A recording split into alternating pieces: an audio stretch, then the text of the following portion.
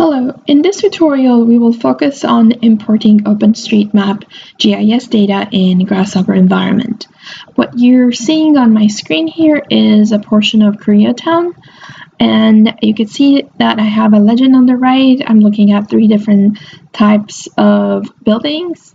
I also have streets imported, and if you look closer you'll see that actually this is not a planar GIS data, and my buildings are following the contour of the city. So we'll take a look at how to import GIS data, how to separate layers, how to create legends based on these layers, how to import surface, transfer our geometry layers to these to the topo surface, as well as how to create a contour a series of contour lines for the surface and create a gradient.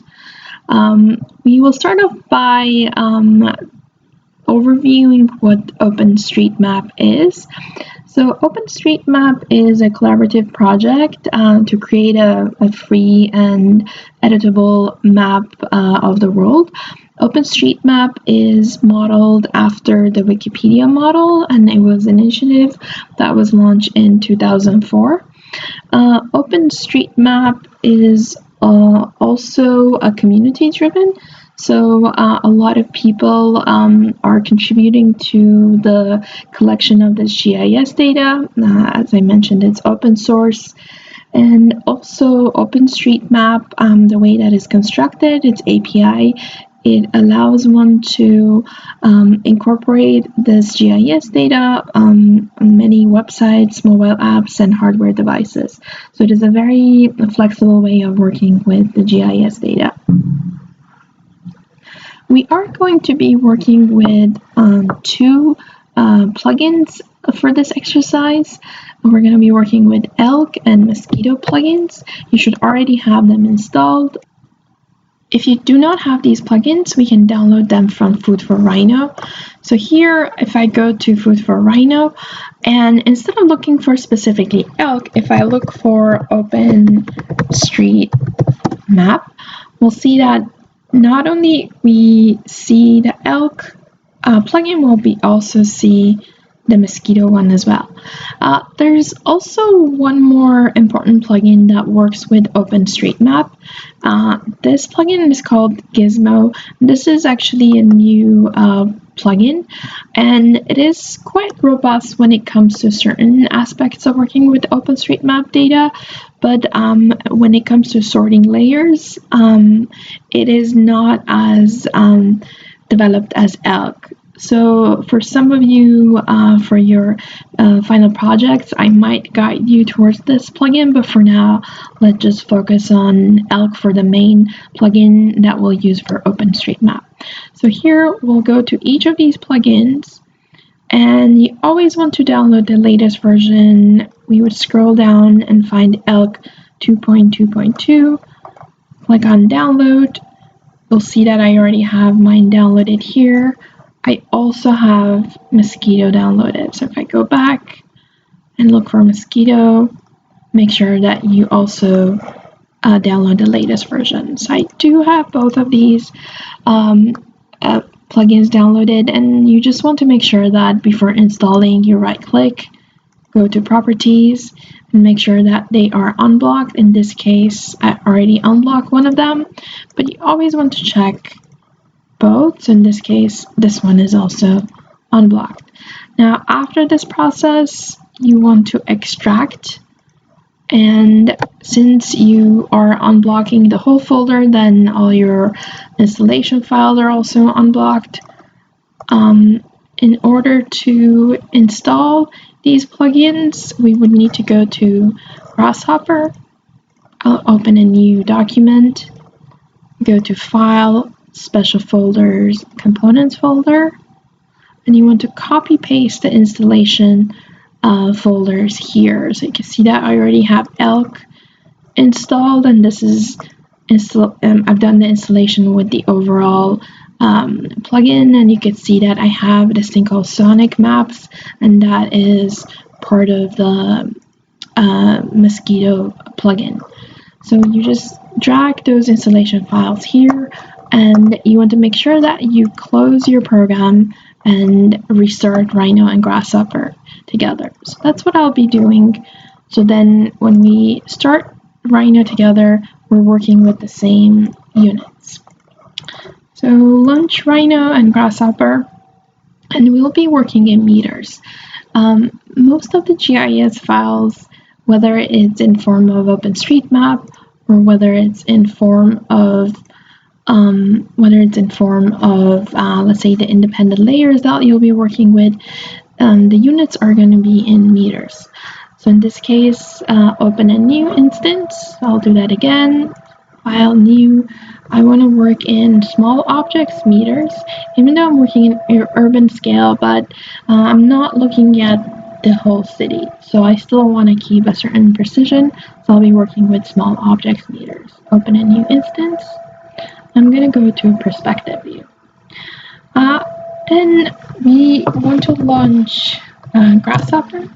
And first thing, we want to make sure that our plugins have been installed properly. And depending on number of plugins that you have, this launch window might take longer for some of you. Now, Elk, similar to Meerkat, will be under our Extra tab, and there's going to be a sub-tab called Elk 2. Now, you're going to notice that I also have another tab here called Elk. So this is an older version.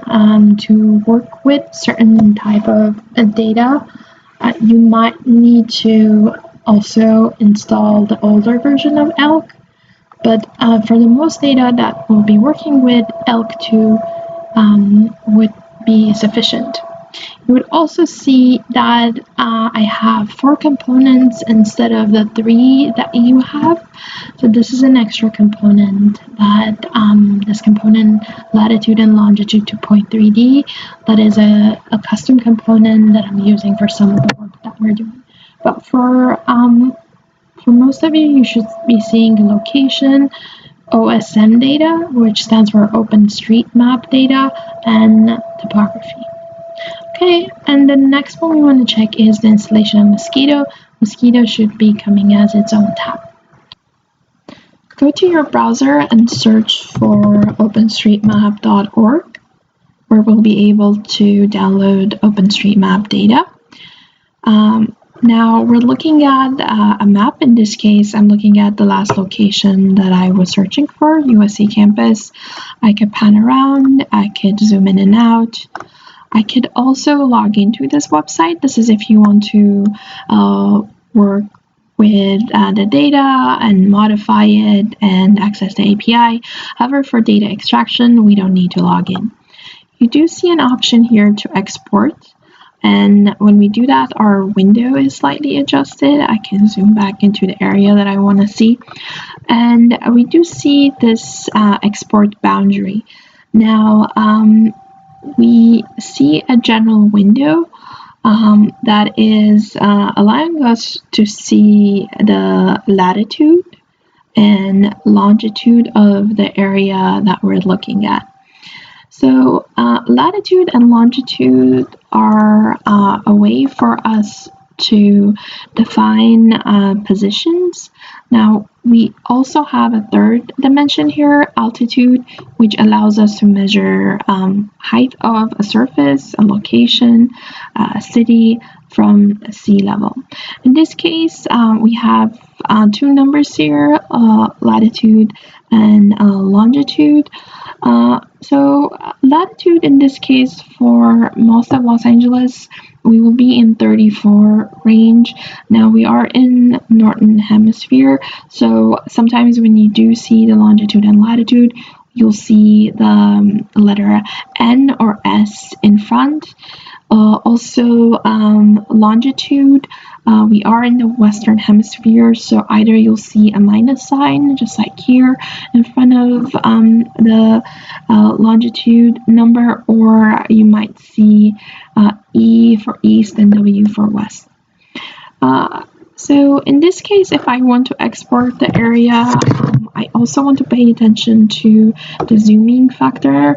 On the lower left side, this bottom left side, you'll see the distance from our elevation, some 100 meters above the general elevation of Los Angeles. As I'm zooming in and zooming out, this number is, or zooming factor is starting to adjust. With OpenStreetMap, we have a limitation in terms of cropping the data. So if you're looking at a denser area, you kind of have to zoom in a little bit, but if you're looking at an area that's not that much information is stored, then you can look at a larger area.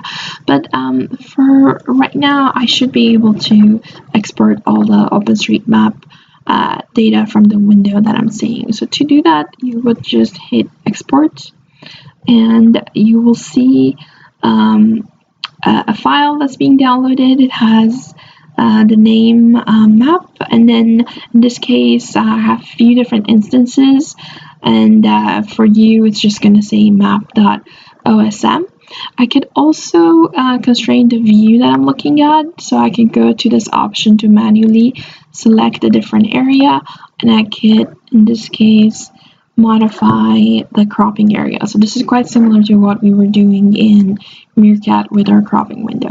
Again, I would hit export, and this will create another instance. So for the purpose of this tutorial, we want to look at the same example. So I've already provided an OpenStreetMap file called Koreatown, which we'll be using for this example. So what I've done is I've cropped an area and renamed this file. This should not change the content, so you can just right click on your file and change that. So in this case, this is the USC OSM file. So we're going to start with this OSM data. Let's go back to Grasshopper and go to our extra tab under Elk 2.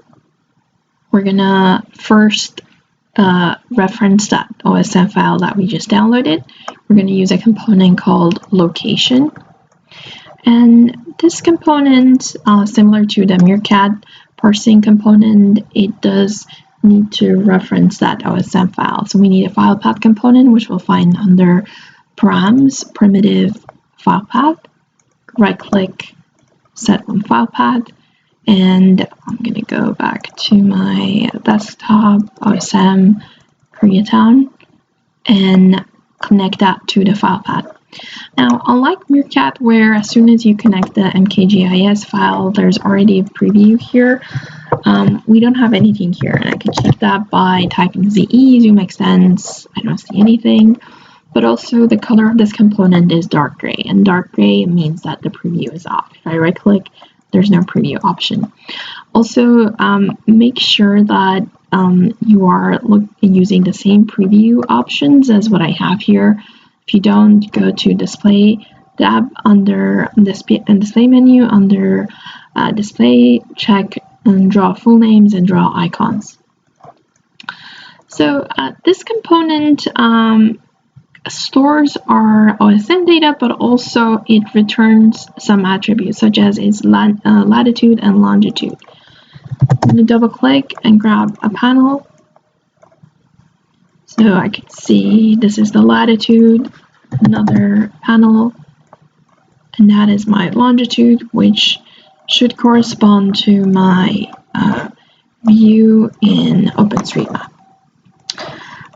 The other two outputs here, OSM file, if I take a look at it as is, OSM file is referenced from a location on my computer, and OSM point data, this is actually quite a large file, and it's starting to reference many elements that's stored within this data. So if you go through this file, which is quite heavy, and it will take you a while to even scroll up and down, it contains a lot of points similar to what we had in Meerkat. So instead of us going through this and parse this, there's a component that would do the parsing for us. So I'm going to delete this panel, delete the latitude panel, go back to Elk, and use a component called OSM data. So this is the main component we'll be using to parse our OSM GIS file. So OSM data, and it has only two main inputs, unlike Meerkat where it had a lot of inputs, a lot of outputs. This one only has two inputs and two outputs. And you can see that it's quite easy to match the inputs to outputs. OSM file, OSM point data to OSM point data input, and OSM file to OSM file input. Now, as soon as this color changed, if I go back to my Rhino view, you'll see that actually we do have the file imported. But unlike Meerkat, where we had to do ZE to zoom in on an area that was quite far from the origin of the Cartesian coordinate, in this case, our ELK data is actually cropped and moved to the origin. So this is one of the reasons where when you're working with data from different sources, so for instance using Meerkat and Elk, you cannot combine them in a direct way. I mean, they're still GIS data and they correspond, they have the same longitude and latitude, but the way that these plugins translate this information is not always one-to-one. So in this case, we are by the origin. So it seems like we do have geometry boundaries here, and what we're looking at here actually is the building boundaries of this region in Koreatown of Los Angeles downtown that we're looking at. But then there's nothing here that really tells me what if I'm looking at buildings. Also, unlike Meerkat where we were cropping, let's say, the building file separate from the roads, we never set that up when we first connected these. If we right-click on our OSM data component, right-click right in the middle, we will see that it actually has some option, this thing called feature type. If you open the window, that it would allow us to isolate and look at different layers. So in this case, by default, our layer is set to building. Click out of it, and let's look at the data the way that we have our data imported for buildings. So I'm going to look at the first output called ways, and these are ultimately points that construct every building polyline. So you can see that it's quite heavy for it to open because it contains many branches, and each branch is corresponding to a building that we're looking at. It also has this second inform output called feature key. This is similar to our field types in Meerkat. So for each polygon, we have a number of information associated with that. So this is quite extensive than the one that we were looking at in Meerkat. So you can see that, for instance, for the first building, we have 16 fields. So from the location to the house number, postcode, the region, the building type, this is quite important, levels, units within each, in this case, this is an apartment. So this is a pretty complete database that we're looking at. However, if you start to scroll down, you'll see that not all the buildings have the same amount of information, right? So keep in mind that OpenStreetMap is data that's collected by people, and certain buildings that have more importance, there's more information available from them, they're going to have more attributes here. And for instance, this specific building was constructed in 1926. So what that tells us is that when we right click and went to building, there's actually other attributes that we can look at. For instance, let's go to this option called highway, and all you have to do is to just select that, click out, and now I'm looking at all the roads. So in OpenStreetMap, highway is the larger umbrella of all the roads that we're looking at. So there's the type, So as you can see, some of them only have the type. The other ones, we also have the address or the intersection. And there's quite a lot of layers that we can isolate. So for instance, waterways, right? So it seems like there's not really a body of water in Koreatown. So the ones that are not there is just going to be empty. But nonetheless, and this elk component, it has the capability to extract these layers. And these layers are pre-coded inside these component, and these are just based on the most kind of common layers and conventions that people use to create their data. So we are going to start on this exercise by looking at highway first. It would allow us to be more familiar with Elk plugin as well as working with this data. Then we'll move on to working with buildings. Okay, so what we know is that based on our data, there's different types that we could extract. So whatever in here we see, so footway, bus stop. So then what this suggests is that if we know the type, we can start to separate different types from one another. But before we do that, we want to see these streets as polylines because we do have all the points. So ways is always going to be points that construct these. But you can see that some of them are only 1 point per attribute. So some of them have more, some of them are only one. So for instance, if it's a bus stop, that is going to be a point type of data, right? But if it's a street, primary or secondary, that's going to have more points to construct that. So we have some work to do within this data. But before anything, let's just visualize it as is. So we're going to go to our curve tab, under spline, grab a polyline component, and I'm going to connect the ways, the points to the polyline. Now, it did draw the lines, but as you can see, the color of the component is still orange. An orange component means that we're still missing data. And that is because, as we could see in our panel, this polyline, and if I right-click on it, go to runtime warnings, it's not able to create polylines from all the points. For instance, these are the errors that we're seeing, right? Nonetheless, it does visualize the ones that are constructed with multiple points, and we have that preview here. So I'm going to turn off my OSM data, and we're going to select it and do Control Q. And let's just apply a custom preview color to our polyline here. So we're going to go to our display, preview, custom preview, and connect the polylines to the geometry input. And we want to customize the color by going to proms, input, color swatch. And for now, I'll keep it white. Next up, we will look at ways that we can separate our data type.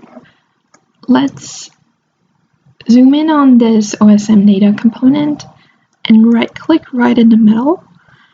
Here we looked at ways that we can set up our feature type. Make sure you're on highway. Then come up here and click on this option that says select feature subtypes. This will open up a window where you can move around. And what this allows us to do is to look at all the subtypes within each GIS layer. I'm going to cancel out of this.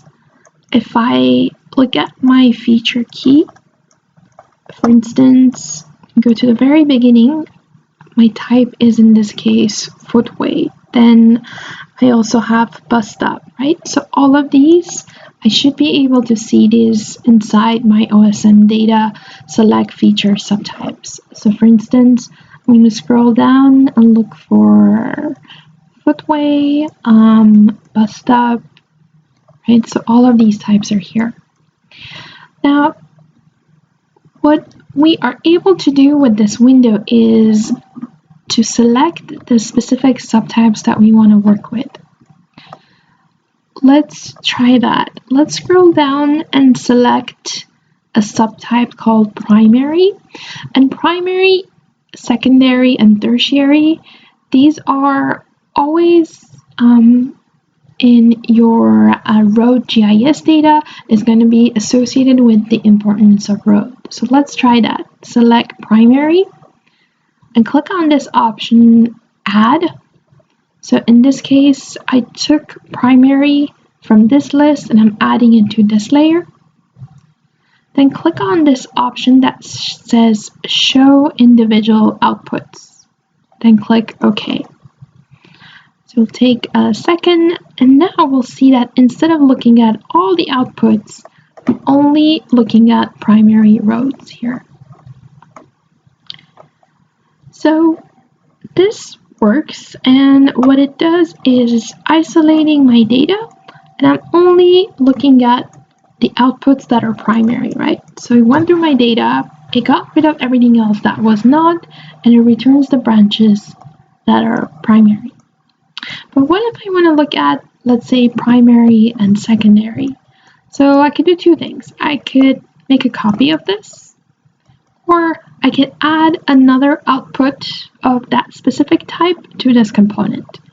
Right-click, go back to Select Feature Subtypes, and scroll down in this window and select the secondary road option, Add.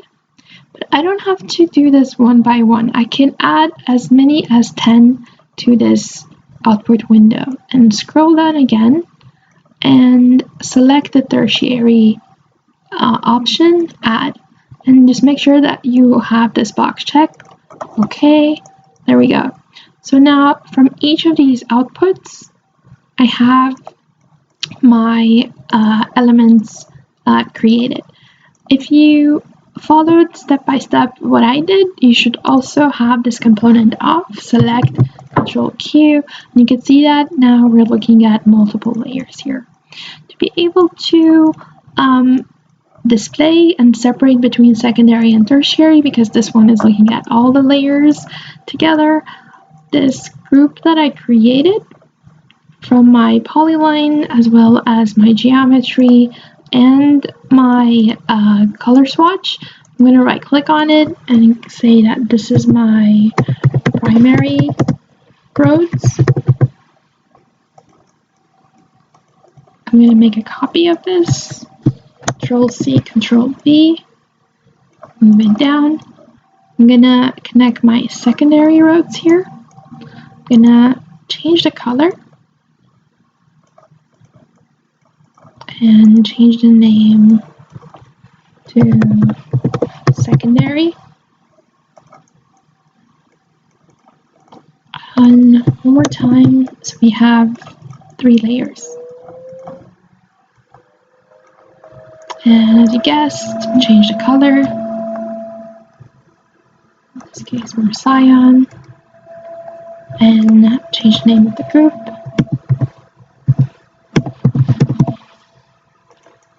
Okay.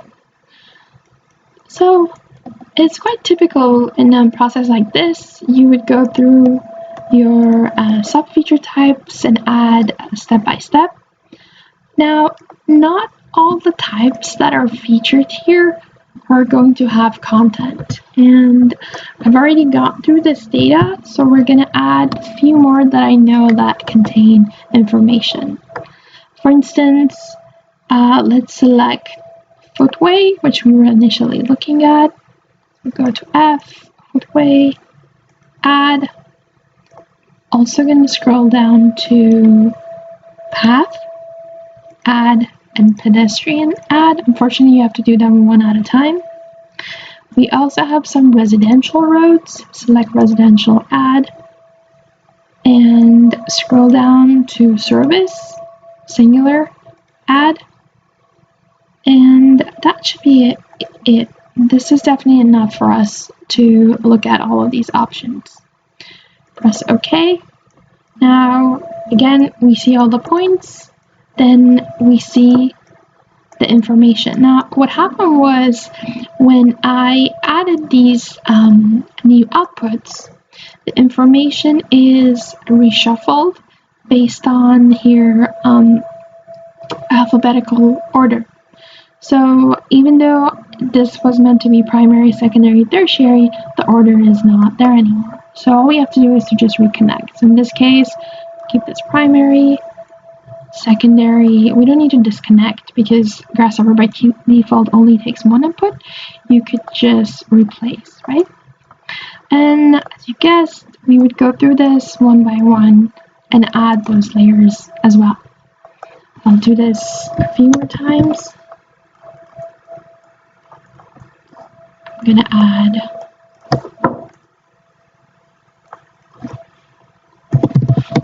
way.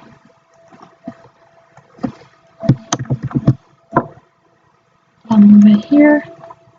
I will connect to the path.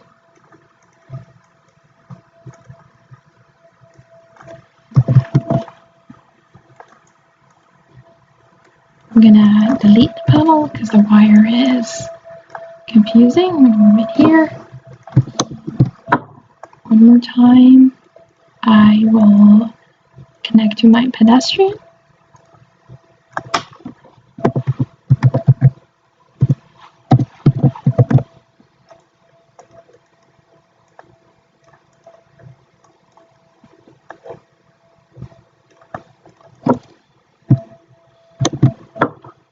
Another one will be residential. So we can see actually most of the roads are residential. And service. So there's the alleyways that are the service roads. Now spend a minute organizing these as well as changing their colors. And you can just do slight variations so we can distinguish between them.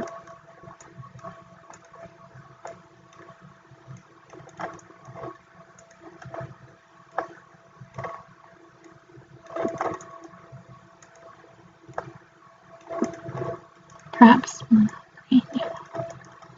Okay, so at this point, if I want to organize all of these together, because as you can see, they're not aligned, we have our alignment tool. So you can start by one component at a time. So I'm selecting all the previews. I can do align right or left. I can also do all of my polyline as well as the color, and I can align them to left. So you can see that they're better organized. At this point, I could also select my OSM data component and turn it off. So you can start to clearly see the difference between roads that we have here. So this is definitely one way that we can start to separate our data types. But the other day in class, we looked at a component in Mosquito that allows us to also search within a database. So in a sense, and this Elk component does that searching and returning process for us. But we'll also use that component as a reminder for working with this database. So at this stage, I'm going to group our OSM data as well as all the polylines that we have together. Control G, and this is OSM data of highways and subtypes.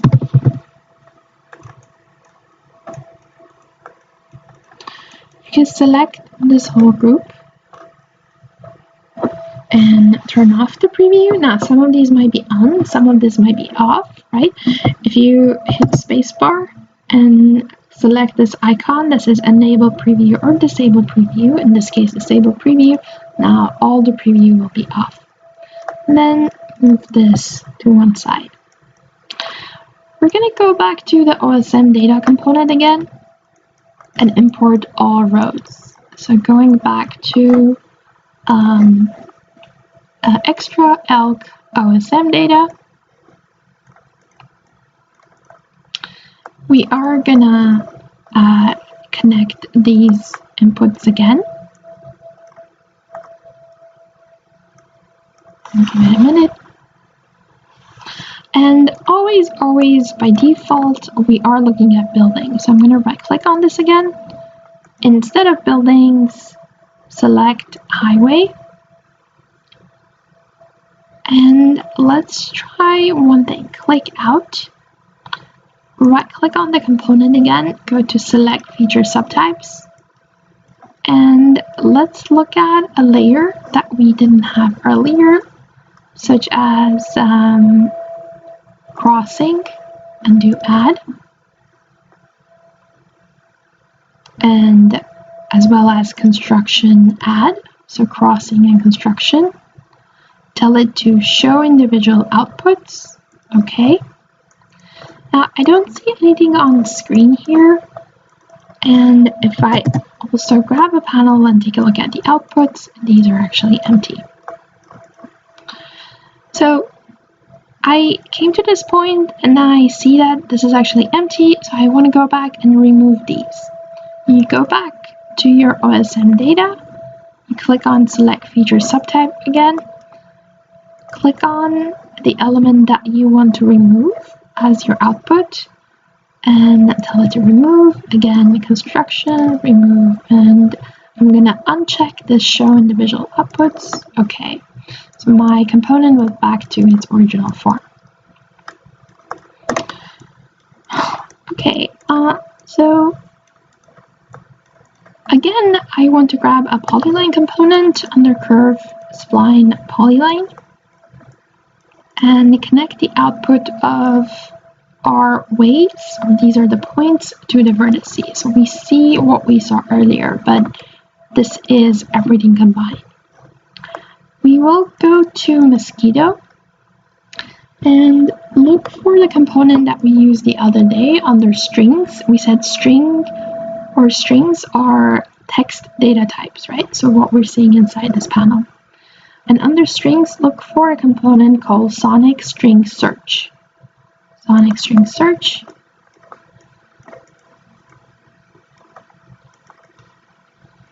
And this component would allow us to do a search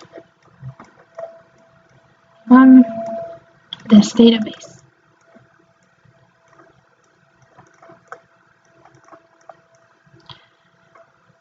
So if I look at this data, it seems like the only thing that all the branches have in common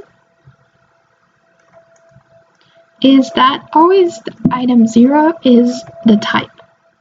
And what do I mean by branches? This is a reminder.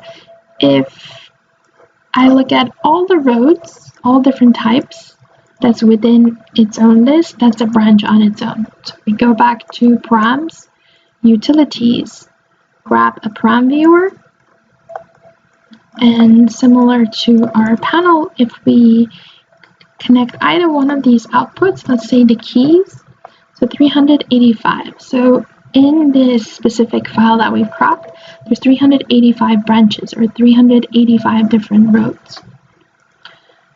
So that's what we're looking at. I'm going to delete this. So before anything else, I want to say that I'm going to simplify my data a little bit. So I'm going to go ahead and select first all the items that have the index of 0, because they all will always be the type.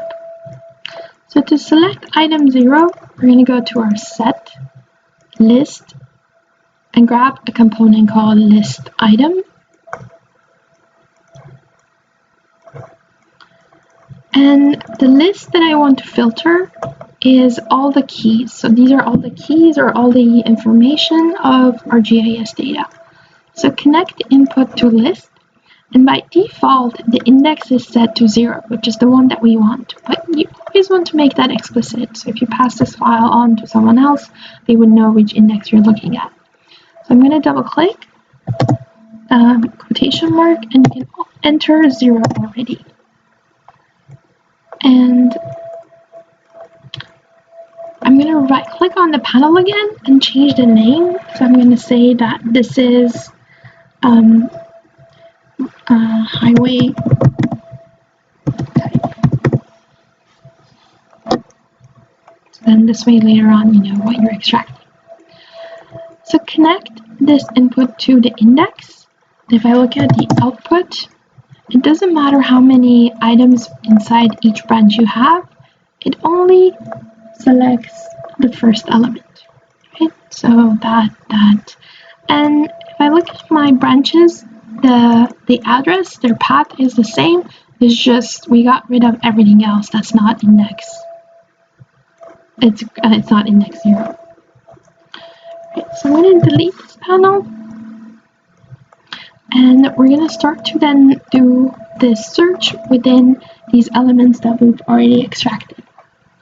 Now, because I want to search through everything, and in this case, I want to first look at all of my polylines. And if I hover over my polyline, it's going to say that there's 385 elements, and 385 elements. For each polyline, there's a type that we've isolated.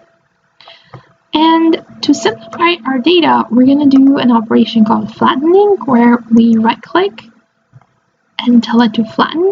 And what that does, it just gets rid of the branch. And here we can see that this is all the types, but as one continuous list. Now, if I look at my data after flattening, I'm going to grab another param viewer under params utilities param viewer. I'm going to show you what it looks like before and after flattening. I'm going to go back, unflatten. So I had 385 branches. We can think about branches as folders, and inside each folder, one element, right? That's what we're seeing. If I double click on it, this is the structure of the tree. Double click back, and after flattening, it goes to only one branch with that many elements. And this data eventually should correspond to my polyline. So instead of this, I'm going to look at the data of my polyline. So instead of copying and pasting these elements, I want to just disconnect this and connect this back. I could hold down my Control-Shift together, and you're starting to see this curly arrow. So hold down Control-Shift together, and left click and drag your wires and connect it to your polyline. I'm going to do that again. Control-Shift, hold down, and keep your keys held down. Left click and drag. So this becomes a quick way where you can transfer wires from one component to another. So again, Control-Shift, drag your wires up here. So I could see that when I'm isolating, it seems like my geometry is starting to be affected. And the main thing is that its structure is not corresponding to my list item anymore. So to make them match the data, I'm going to right click on it again and also flatten my polyline. So right now, they both have one branch with 385 elements. Okay, so let's go back to our list item, Control-Shift together, and move the wires here. And I want to go through this data and search for specific terms. Let's say in this case, I want to look for the primary rows, similar to what we had here.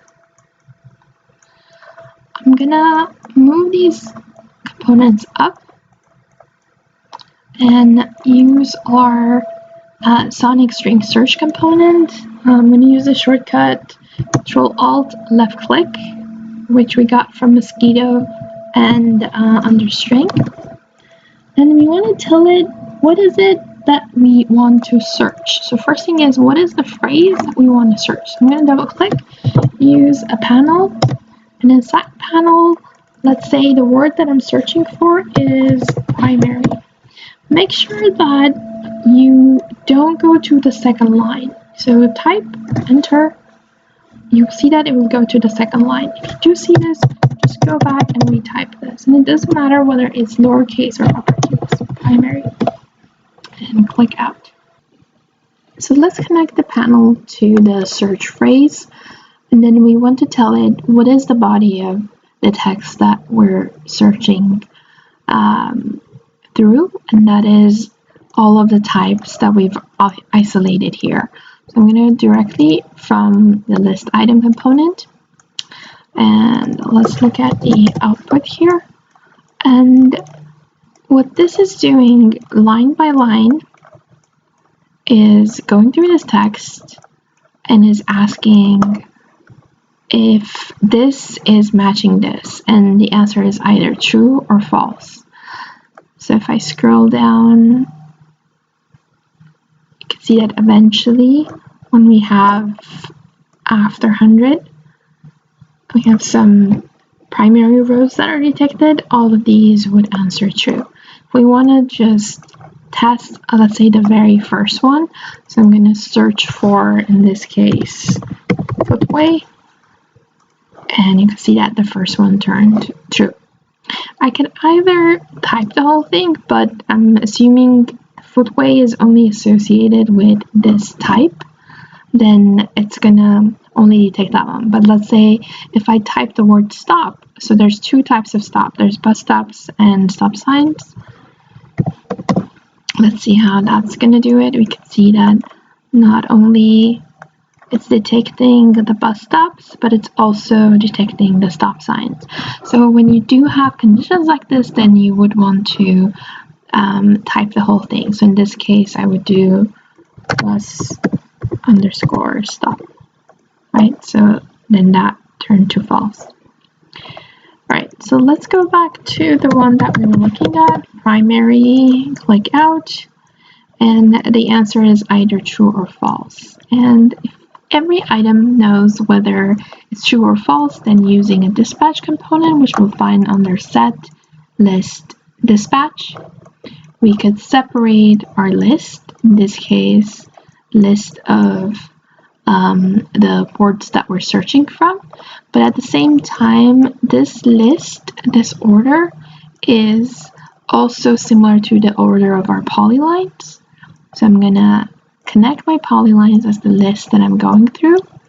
And the dispatch pattern, the true or false pattern, is coming from the word search that we're doing. So whatever our input is, our output is going to be the same type. So if my input type is curve, my output type will also be curve. And just keep in mind that there's different types of curves. Some of these curves could be lines, some of these polylines, right? So to be able to separate the true items from false, because in this case, they both come out of the same, in this case, component, we want to do two things. First of all, we want to turn off our polyline component. Even though the color is orange, but it's the preview is on, and it's also orange. So select your polyline component and do Control Q. Now we won't not see a difference in color like the way you would see it here, but we have never turned it off. So right now that will turn it off. If you're not sure in components like this, select it, spacebar, and turn it off this way, because that would guarantee that whatever state it's on, it would always turn to false. I'm still looking at everything here, so we're going to grab a curve container under params, under geometry curve, and only look at the true items here.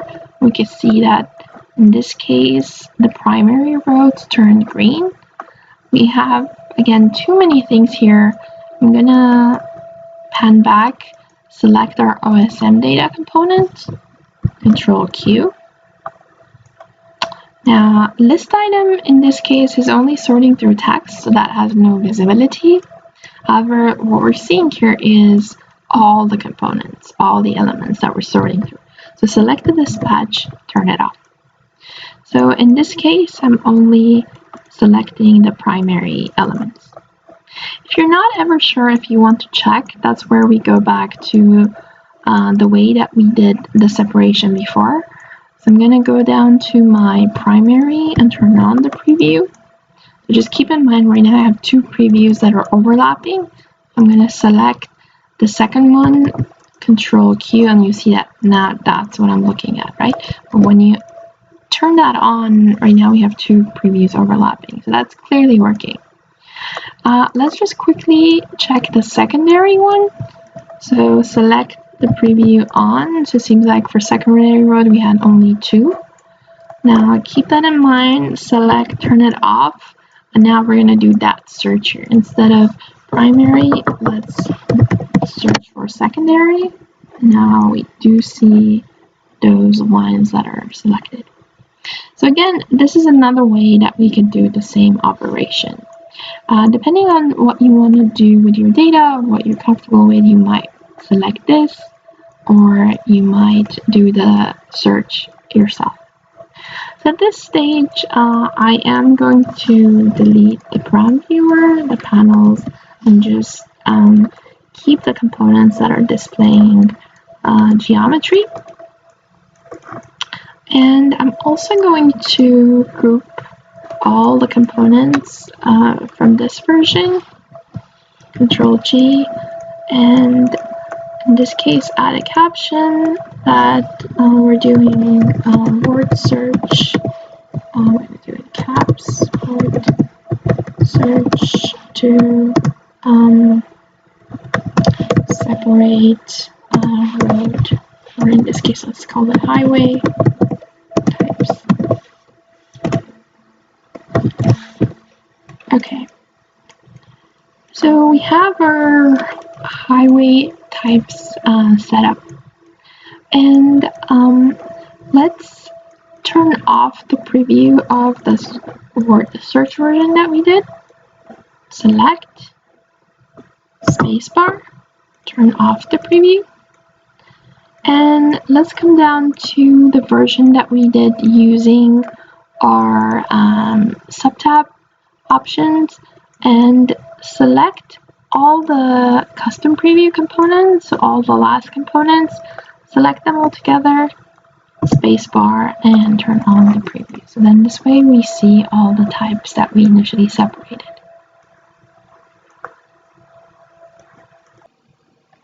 Let's take these two methods and group them together. Control G, and I'm gonna right click on the larger group boundary, change the color a bit, give it more less transparency, and I'm going to say that this is highway data. I'm going to move this 2 down. We're going to come back to where we are initially importing our data, and we're going to look at incorporating building data along with our roads. So go to the Extra tab under Elk, grab an OSM data component, the same one that we use for roads. So we always use the same component to separate different elements. And again, OSM data, input an OSM file path. Now by default, the layer that we're going to see is buildings, and we said that if we right click, that's the layer that is activated. Since we've already gone through the process of looking at subcategories in our roads, for buildings we also have that option. So if we right click, go to here where it says select feature subtypes. Here we can also take a look at different building types. For instance, apartments, add, click show individual outputs, okay. And now we're only looking at apartment points that are going to construct the polyline. Let's grab a polyline component. I'm going to double click this time and type polyline. And what we want to do is to the points that construct the apartments, go into the vertices. Then we have the key. I'm going to select the OSM data, Control Q. And if you look at the building boundaries, you'll see that all of them are missing a side. And the reason for that is that in this case, there is no duplicate point for the beginning and end of the polyline. In Meerkat, we had duplicate, so we didn't have to close the polyline. But in this case, we do. So if we grab a Boolean toggle by going to params, input Boolean toggle, and connect and set that to true, now our polygons are enclosed. Now, similar to highways, we know that we can go back here and add different types. For instance, scroll down. Commercial is usually another type that there's always, it's one of the main types. So we have apartments, we have commercial. Another one is usually residential or homes. If you go, you can see that there's residential option, add. Also gonna go up and either house, select that and see if that's one of the outputs I want to look at. So press OK. And you can see it took longer because there's more data. Let's just quickly check. So this is our apartments. I'm going to just connect commercial. So those are the larger towers. It's along Wilshire. House and residential. So let's go back to apartments. And if I look at the key output,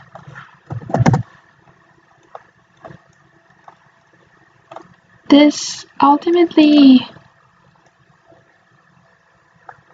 in this case, the type is an apartment. So if I look at item, I'm going to zoom in more, index 7, so that's an apartment. I'm going to scroll down, I'm going to go lower, just take a look at my screen.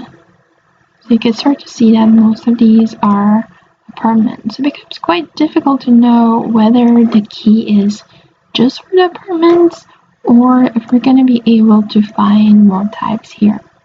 So one way to test that is to look at the number of the branches. So one thing I could do is I'm going to put this panel to one side and we're going to grab a param viewer under params utilities param viewer.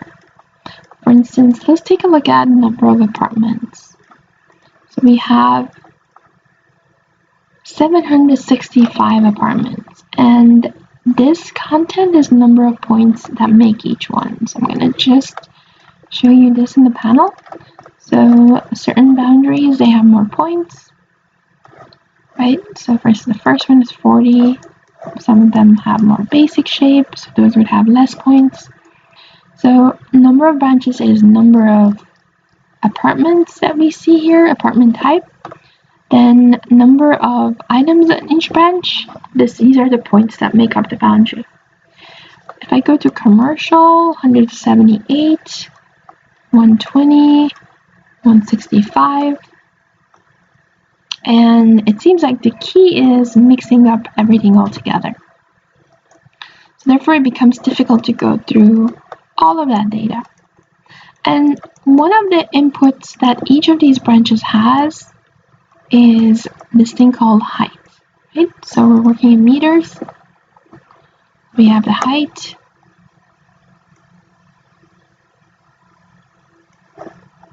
So we have the height, and you're starting to see that it's all here incorporated in the data. Let's try also one more thing. I'm gonna delete my panel. I'm gonna delete my param viewer, and let's keep our component as is, and I'm going to just group these together. And these are going to be my right click on it, right? These are my 2D buildings. Because buildings are a dominant type where most people that are working with GIS would want to see the boundary of the building, and the height of the building is an important aspect which allows you to look at urban relationships. In this plugin in Elk, Buildings as 3D is one of the options that's preset inside this component. So let's grab another OSM data component under extra Elk OSM data. And again, connect the components to the point data as well as the file path. And we know that this way, by default, we're looking at all the buildings. But before we separate them, there's an option here that says create a 3D building. So just click on that or check that and give it a few seconds to do the calculations. And what this component does, takes all the building boundaries that we're seeing right now. It references their building height, and it would allow us to automatically see a 3D site.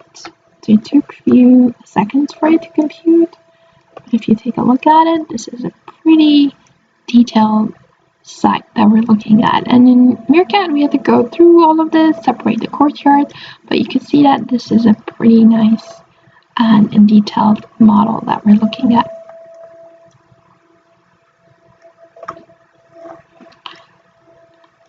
Alright, so by default, this option to separate or to construct our buildings as 3D, it adds a feature or an output to our component. So it will return ways. So again, these are the points that we're seeing, right? It returns the 3D buildings. If I look at this, it returns closed BREPs. BREPs are solids or polysurfaces. BREP stands for boundary representation. It also returns their keys. So it pretty much took the initial construction, which it was only showing points. It added this output, which is showing me the polysurfaces, and it kept the keys as is. So instead of doing what I have here, I'm going to select my polyline and turn it off. Spacebar, turn it off. And I'm going to come back to my component here and grab another polyline component. Under curve, spline, polyline. And connect the vertices. And if you just select them, you'll see that these are the base curves that we have. So automatically, we're drawing all the boundaries. If I select this, turn it off, you'll see that now this is all the buildings. But we also have the second output, which is all the BREPs. And I do not want to see the points. So instead of showing everything together, this is a BREP, boundary representation. I'll find the proper container for that. So under under params, geometry, look for a BREP container. This is a BREP or a polysurface container, and what it would do, it would automatically just display the buildings as with these boundaries. And the last output here is all the keys. Now, at this stage, it seems like not only we're able to, with this component, turn the buildings into 3D objects, but also we had this feature here that we're able to isolate subcategories or subtypes. So let's see how this component behaves when we do have our create 3D buildings checked, but we also want to select a subcategory, similar to the apartments that we separated here. So go inside your select feature subtypes, and I'm going to just select apartments and tell it to add. click on Show Individual Outputs, press OK. I'll give it a few minutes. And in theory, this should turn to only show the apartments, and they should also remain 3D. So it seems like that's what it did, but I also want to compare them to the boundary of the two-dimensional apartments that we've already created here. So these are the polylines, these are the buildings. And we have the polyline here, and this is ultimately the same thing, but I want to compare them. Therefore, I'm also going to turn on these polylines. Seems like I cannot see them, and one of the reasons could be that they are overlapping. So I'm going to turn on, select the VREPs, turn them off, and I'm starting to see that they are actually overlapping. So what that tells me is that by doing this process, I'm able to not only select the type, but also keep them 3D. So in this case, if I turn on the boundary representation, they're pretty much apartments, but in 3D. But let's see what happens if I am adding more than one layer. Let's see how the 3D output is being distributed. So in this case, what I'm already starting to see that even though I do see the output of the VREP here, but this is ultimately the key, right? So we can see that it already started to mix up the output name. So then let's see what are the buildings. So these are the keys. That's already not good because it's starting to mix up the outputs. But let's see what happens if we have more than one type. I'm going to right click on it, go to select feature subtypes, and let's say I'm going to scroll down and also select commercial and tell it to add, then press OK. And again, in theory, it should give me two outputs for apartments and commercial, and then give me, in this case, two different building types. Right, so already I don't see two different outputs yet. I do see my VREP turns red, and red always means that it's receiving wrong kind of data. Let's see what the output is, and it tells me that these are VREPs but also points. So that's not good because it's confusing the data, and it seems like the keys are staying here. So the point here is that this component here, Elk, for buildings, the way that it really works well with 3D buildings is when either you're looking at all the buildings without type, or when you're only looking at one type and you're kind of careful here that if it's changing the name of your outputs, you're aware of it. So basically, it's not a good idea if you do want to break down your data in types to use the breakdown of the types here, as well as looking at buildings in 3D.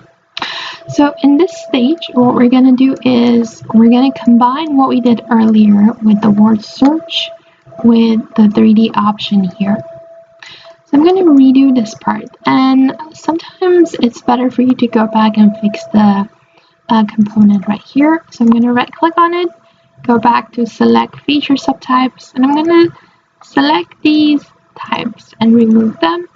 Okay, and let's see if it goes back to the way it was, and it seems like it's giving me an error. I'm going to right click on it again, even though it's on building and even though it's on create 3D buildings.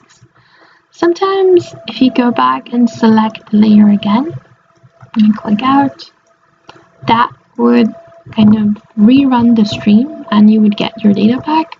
But generally, when you change your subtypes in OpenStreetMap and data reader here, sometimes it's not able to kind of go back to its original form. So what I recommend is at this stage, I'm going to just replace this with a new component. So I'm going to go back to Elk. and just use another OSM data input. Now keep in mind, these plugins are all work in progress, so they're small kind of nuances here that you need to take into account. So I'm going to redo this. Again, connect OSM point data, OSM file, and that should give me all the buildings again. And this is all the buildings. Ways, these are the vertices, so it gives me the boundaries. I'm going to right click on the middle part, tell it to create 3D buildings, and I already have the container for that, so just give it a few seconds for it to generate the 3D buildings. There we are, and I'm going to connect that to the brep, and I'm going to keep the keys the way we had it.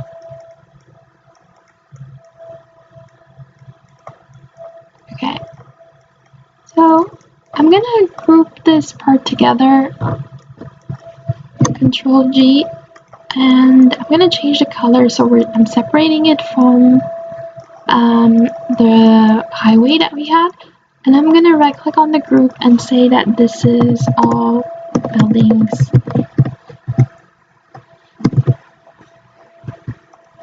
Alright.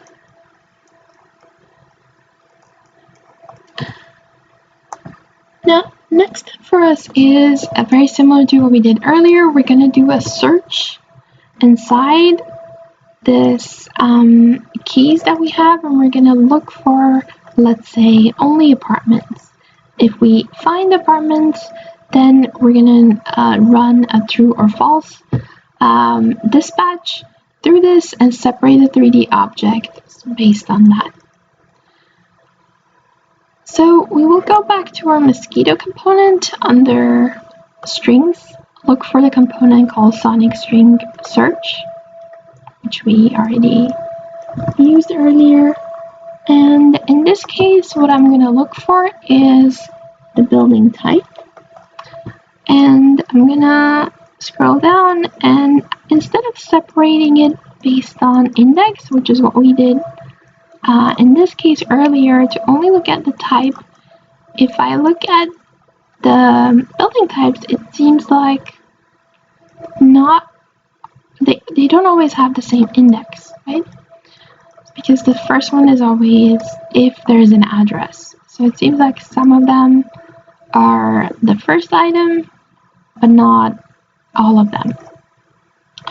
So this time we're not going to separate it. In this case, I'm going to say, what if I'm looking for the word apartment?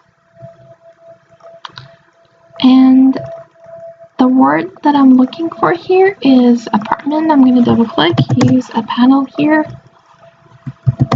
apartment, click out. That's the search phrase. And what I'm searching through is all the keys. Let's see what it's returning.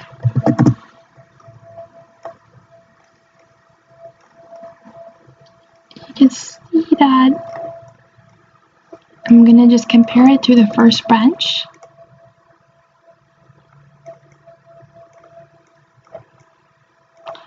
So it seems like it's returning two true statements. The reason for that is that I am looking for building type apartment, but in index 14, actually the name of the building also contains the word apartment or apartments, right? So it's plural. Even if I look for the plural, that wouldn't work. So I could do a few things here. Either I could make my input case sensitive, but in that case, maybe not all the address input might be capitalized, right? But what I could do is that I could say that, well, it seems like when it's the building type, it actually tells me that it's the building and a symbol and apartments. So I'm going to go back to the panel and I'm going to type building, colon, and apartments, right? I'm going to click out. You can see that now there's only one true statement here. So building, column, apartments, and I only have one true statement here. I'm going to scroll down. Seems like, yep, as long as I have that. So obviously there's going to be branches that it wouldn't really have any apartments, right? So this is a different type. But it also returns that true or false statement. So the next step for us was always to use a dispatch component to separate it based on true or false. Go to set, list, dispatch. And what I want to separate in this case, it could be either a list of text or list of polylines that I'm selecting. I'm gonna also take a look at my polylines. And I'm gonna see that actually my data is not really matching here, because for every polyline or for every brep, because these are corresponding, right? For every polyline, there's a brep. Let's say if I'm only looking at the polylines, I'm gonna actually select my brep and the OSM data and turn it off. For every polyline, there's different attributes that I'm looking at. The name, let's say height, and the type might be an apartment. But if I look at it and compare it to this data, there's only one thing that I'm gonna want to separate.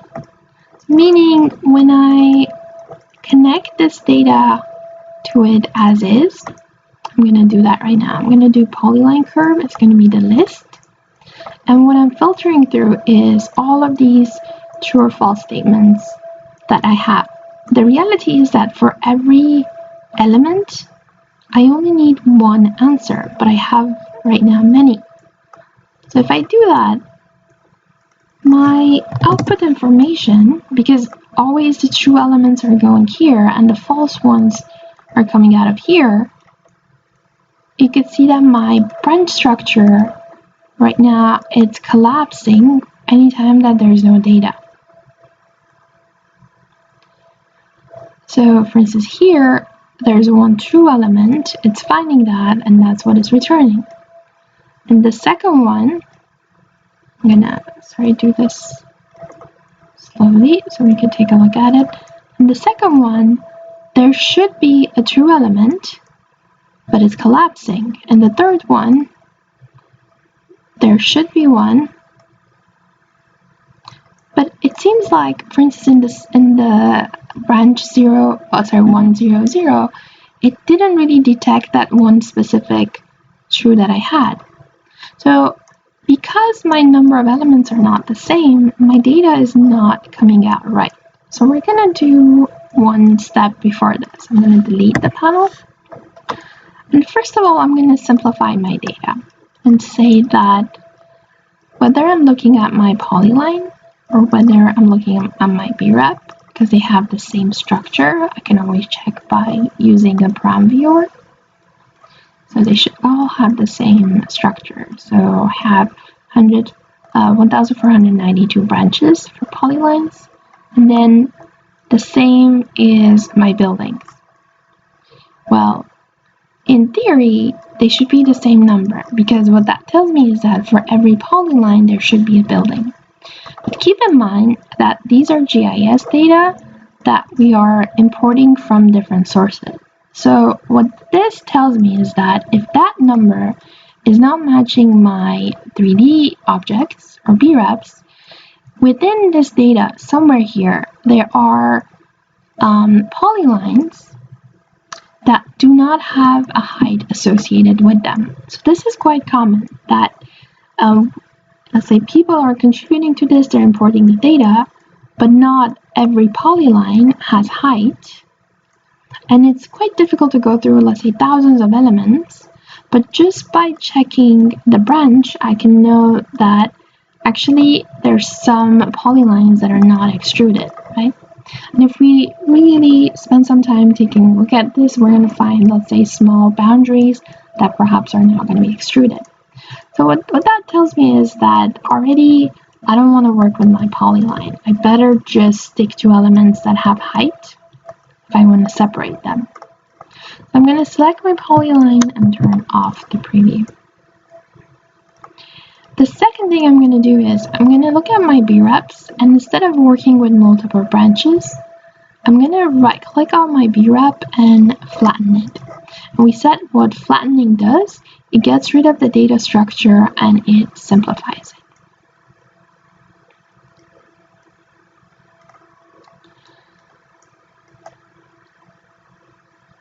Now, what happens if I look at my keys that are coming out here? I could see that actually the keys are number of branches are corresponding to the number of B-reps that we have. So therefore, we're not going to be working with the polyline anymore. So apologies for all of these panels. I'm going to simplify this right now so we're not looking at all of these together. So we're not going to be working with the polyline anymore. So I'm going to just select the panel and delete it. And we simplified our B-rep here by flattening it. And before I do anything here, let's take a look at this data. So pretty much what this tells me is that if within each of these branches, if there's a match, so for instance, the first branch, if there's a match, that's what I'm going to use to separate my data. So it doesn't matter where the true or false relationships are. If there's a true element, what that means is like this type exists, this building apartment type exists. Now, another way that we can think about true or false statements are, imagine these are binary codes, right? So false equals 0 and true equals 1. So means if I were to really add up these, so all the falses would be 0 and true would be 1. And it doesn't really matter how many falses I have here, because the falses would always be add up to 0 and true will be 1. So we're going to do a little trick here, which is quite useful when you have data structure like this that it's not really black and white when you want to do these Boolean operations. We're going to add all these numbers together because false is 0, true is 1. We're going to do a mass addition by going to our math tab under operators. We're going to look for a component called mass addition. So grab that. And we don't need to do any conversion. Just by placing all the inputs into the mass addition, if I look at the result, you'll see that it is starting to add it up. So if there's a true, the result will equal to 1. If I start to scroll down, you'll see that towards the end, when we have different types, there's going to be a lot of zeros, right? So these are not building apartments. Just to give this a try, we also have another types. So for instance, we're going to have a building type that's going to be, let's say, commercial, right? So instead of apartment, I'm going to say commercial. Okay, so now that number turned to 0. Why? Because before I add it, it's asking the first branch, which is this, are you building commercial? False, right? It's all false because building is apartment. So therefore, all of these zeros, when you add up, that's going to be 0. So this is a way that you could simplify all the elements within a list if it's multiple true or falses. I'm going to turn this back to building type. We were apartments. Okay. Now, what I want to do is, using the dispatch component, I want to separate my 3D buildings with this list that I have. And just keep in mind that we initially flatten our B-reps or 3D objects. So I'm going to also go ahead, right-click, and flatten the result.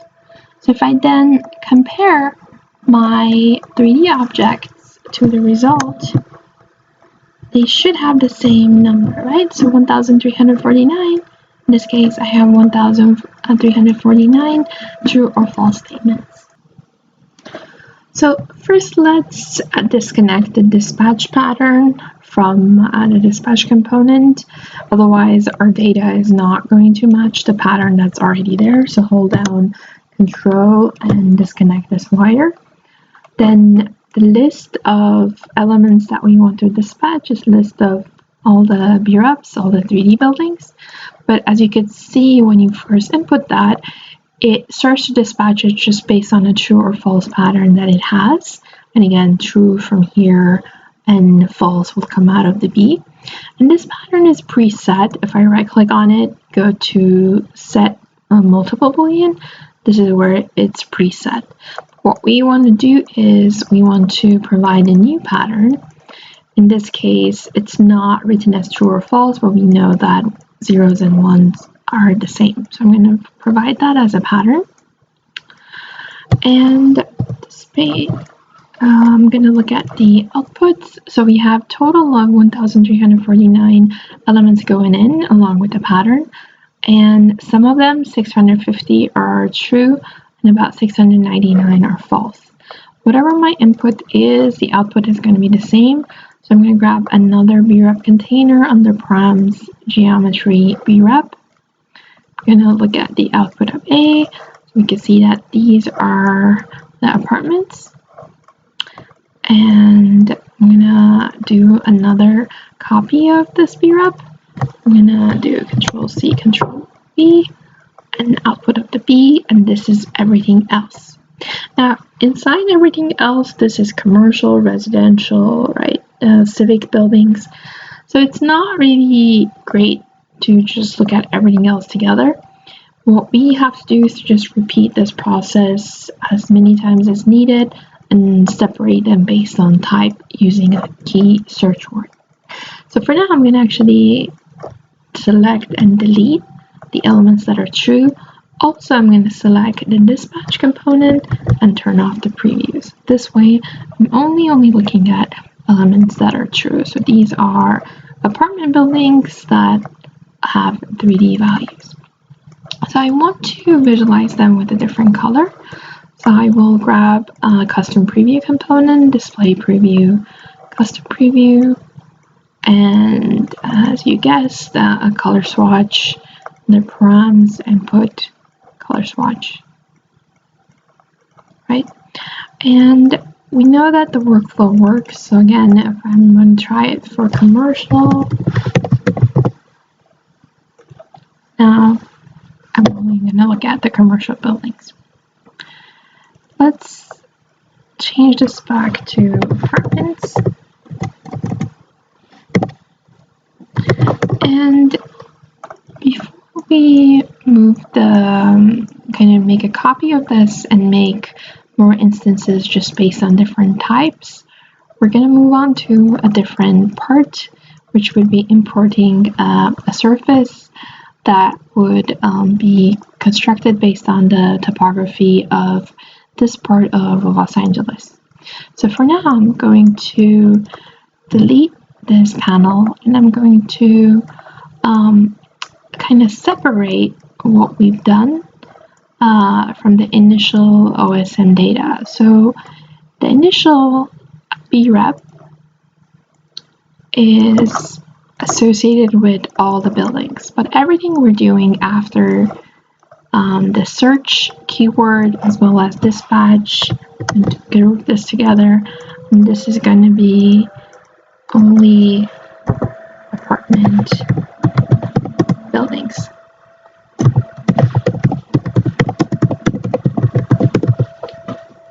Right, so we go from all the buildings to excluding apartment buildings. Okay, so in our extra tab under Elk 2, we have a third component which we haven't looked at. It's called the topography. So just grab a topography component, and for now I'm just going to place it here away from everything else, and let's just take a look at this component. If you hover over it, it says generate topography surfaces from USGS image raster files or from SRTM height files. So it seems like it does need two different types of raster files. And it is requiring a special type, either HGT, GeoTIFF, or image files. Then it also requires longitude and latitude. So first, let's go and find this type of data that's looking for. In this case, we're going to only focus on the SRTM data. Let's go to our browser and look for SRTM. Search for those keywords, and the first thing that comes up is a link to JPL NASA website /SRTM. So SRTM, which stands for Shuttle Radar Topography Mission, was a mission funded by NASA JPL that was initiated in 2000 and ultimately was a special satellite that went around the world and photographed the whole globe with high resolution images. And using these high resolution images in remote sensing, we've been able to create really high resolution surfaces. And the reason for this high resolution is the fact that SRTM data is able to save 3 different resolution of images. So here you can read more about it, and it is creating 3 types of SRTM information. The highest resolution one, which was a mission that was only applied to US, photographed the topo with every 3-meter interval. And then for the rest of the globe, they did 2 versions. They photographed it every 90-meter interval, and then every 300-meter interval. So the scale started to really scale up. And they've executed this mission twice. So if you scroll all the way down to where it says SRTM v2 version 2, this is the latest, and this is where we'll find our data. And here you'll see a link to a USGS repository. Click on that link. And this is where they've stored all the information. And as you can see, there's a version 1, version 2. We want to work with version 2. And here we see 3 different resolution of SRTM data. SRTM1, which I said it's every 30 meters. 3, so that's 3 times 30. And then the 30 times 30, so this becomes quite large. In this case, we want to work with SRTM1. Then they broke down the US into 7 major parts, and we're going to use this JPEG, so click on this region definition JPEG, and what that does, it would show us how they went about photographing US. And if you zoom in, you'll see that it ultimately is broken down into these tiles. And in our case, the region that we're looking at, this is under this 04 database. So they had to break down the information into different parts because there was so many of them. So that's the number we're looking for, number 4. I'm going to go back here and look for that specific region, which is region 4. Now, what you do find here is images that are corresponding to a specific longitude and specific latitude. Now, if you remember from our OpenStreetMap, longitude and latitude that we had was N34 and W118. If you're not sure about that, we can come back here and go back to our original location component and check our longitude and latitude. So our longitude is -118 and our latitude is 34 something, right? And I set that The latitude is breaking down data in terms of north or south hemisphere, and longitude in terms of east and west. So I'm looking for 34, 118. Let's go back to our database. So you can see that N, in this case, scroll down until we get to N34. Then we're looking for W118, right? So N34, W118.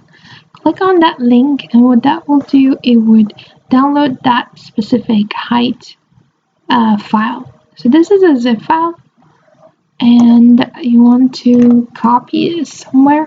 I'm going to save it to the OpenStreetMap file that I have, and then go ahead and unzip the file. And inside this folder, there's a .hgt, a height file. If you try to open it, it's not gonna be opening with, let's say, Photoshop or images, right? There's some programs that are able to open this height map, so you're able to open that in ArcGIS, but ultimately it's a raster. It's a very large raster image that has brightness and contrast. So if I go back to the SRTM website, here we're going to look at an example of how these images are captured, so we can see the difference between 30 meters, so this is SRTM 1 versus 90 meter, this is SRTM 3, and then there was SRTM 30, which has way less resolution, right? So ultimately, inside that file, we have a patch of this topography mapping that was done.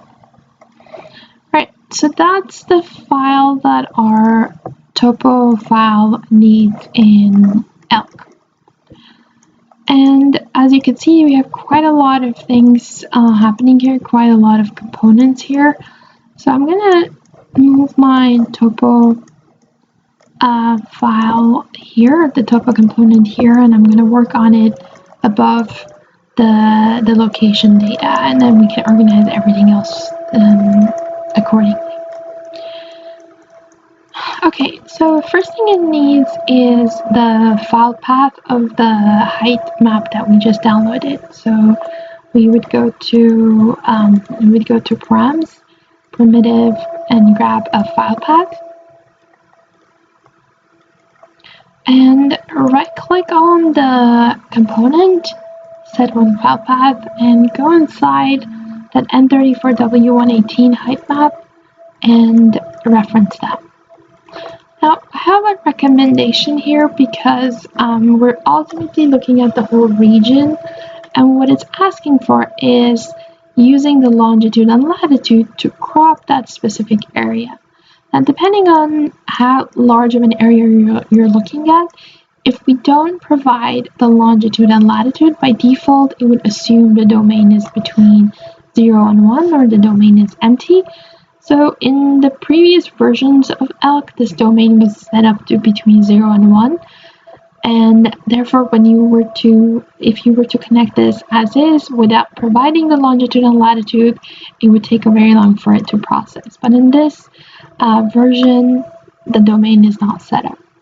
So what I could do is I could connect the file path and provide the longitude and latitude, so the precise longitude and latitude using the longitude and latitude that we have from our location component.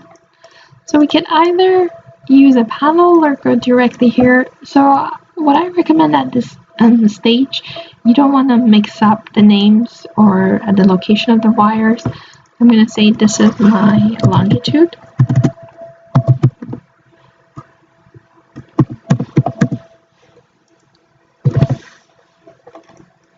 And I'm going to also right click on my latitude and say that this is my latitude.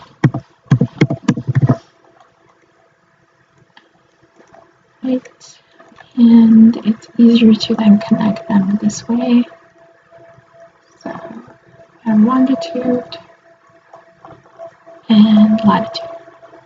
Now, it will take a few seconds, and automatically, when you go back to your Rhino environment, there's going to be a surface right above the area that we have cropped and the area that we're working with. So I am currently in wireframe mode because I didn't want to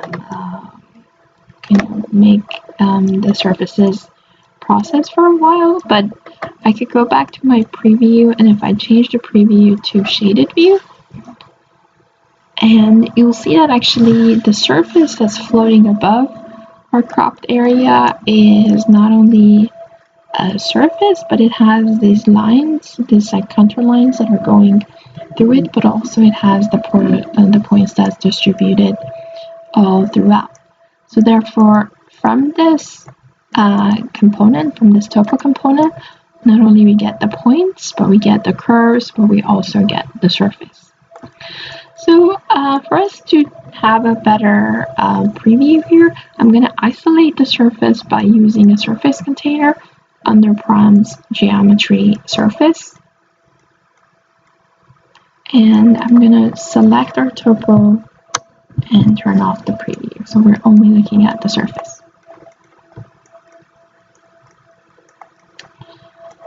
I'm going to group all of these components together, Control G, and this is topo SRTM data. Alright, I'm gonna move my other parts of the definition down, and we're gonna come back and organize it later, but for now I just want to focus on the topo area. It is clear now that the OpenStreetMap data, as well as all the other type of GIS data that we're working with, whether they have height, just like our buildings, or whether they're 2D, all the information, we're looking at it in a planar way. So these are planar elements. We know that in reality, if we're thinking about cities, cities have topographic differences, so just like the surface that we're looking at. So we have two parts here that we want to look at. First, I want to understand the difference of the surface a little bit better, because this is a NURB surface that is being created from here, the difference is not that obvious. So we're going to use a technique which is very common in architecture practice, which is contouring. And this is also a great technique if you want to, let's say, take a surface and make a physical model out of it. So what I recommend is to only work with the surface that we have. So let's select our buildings, and you could just window over the apartment building area that we have, select and turn off the preview, as well as all the preview components of the highways that we've isolated, to turn that off. I also have our polylines from 2D buildings. So just go through your elements and turn everything off except for the topo surface that we're looking at. So it becomes a little bit easier to kind of look at the difference. So contouring is a type of ultimately intersection operation, which we'll find under our intersect menu. Under mathematical, we have a component called contour. So grab the contour component. It's asking for a shape to contour. The shape could be either a B-wrap, a surface, or a mesh. So in this case, that's where our surface comes in. We're going to connect it to the shape to contour. It's asking for a point. What's the starting point? Where do you want your contours to start? By default, as you can see, when I select this component, there's a point at 0, 0, 0 that is activated, right? So this is a preset point. We can either change this or leave it as is. In this case, I'm going to leave it since my surface is already floating above this. So that would be the starting point of contouring. The direction of contouring. So by default, again, this is a vector that is going in positive z direction. If my surface happened to be underneath this 0, 0 point, then I had to reverse this vector. The distance, however, is something that we can set up ourselves. So when you're cutting the contour, that's definitely something that you could set it up yourself. In this case, since we are working in meters, I'm going to make a slider. So double click, create a slider that starts from 0.1, less than 1, less than 2, enter. And in this area of Los Angeles, it's not really, it doesn't have that much difference. So 1 meter distance for contouring, that should give us enough variation. So just give it a few seconds for it to compute. Then if you go back to your surface, you'll be able to kind of see this differentiation much better. So if I make this number larger, so the distance between contours, if you look at, so that would increase, right? So we're going to have less contours. So I'm going to try this. Don't drag this number because then your contouring is going to be computed for every single element. Just double click. I'm going to change this number to 2. Right, so you can see we have half the amount of contours. But let's see what if we do something that's like 0.5. So the contour is going to be every half a meter, so the difference is going to be much larger. So contours are extremely helpful because they quickly tell us where the difference in our surfaces are taking place. However, since by default Grasshopper is using this red color and with the selection of green color, it's a little bit difficult to see whether the difference is in, say, the peaks or in valleys. So what we're going to do is we're going to apply a strategy where we will calculate the difference or the distance of a point on each of these curves from, in this case, let's say from the origin. We would compare their z-value and apply a color gradient based on that. Before we do that, let's understand what really this component is returning.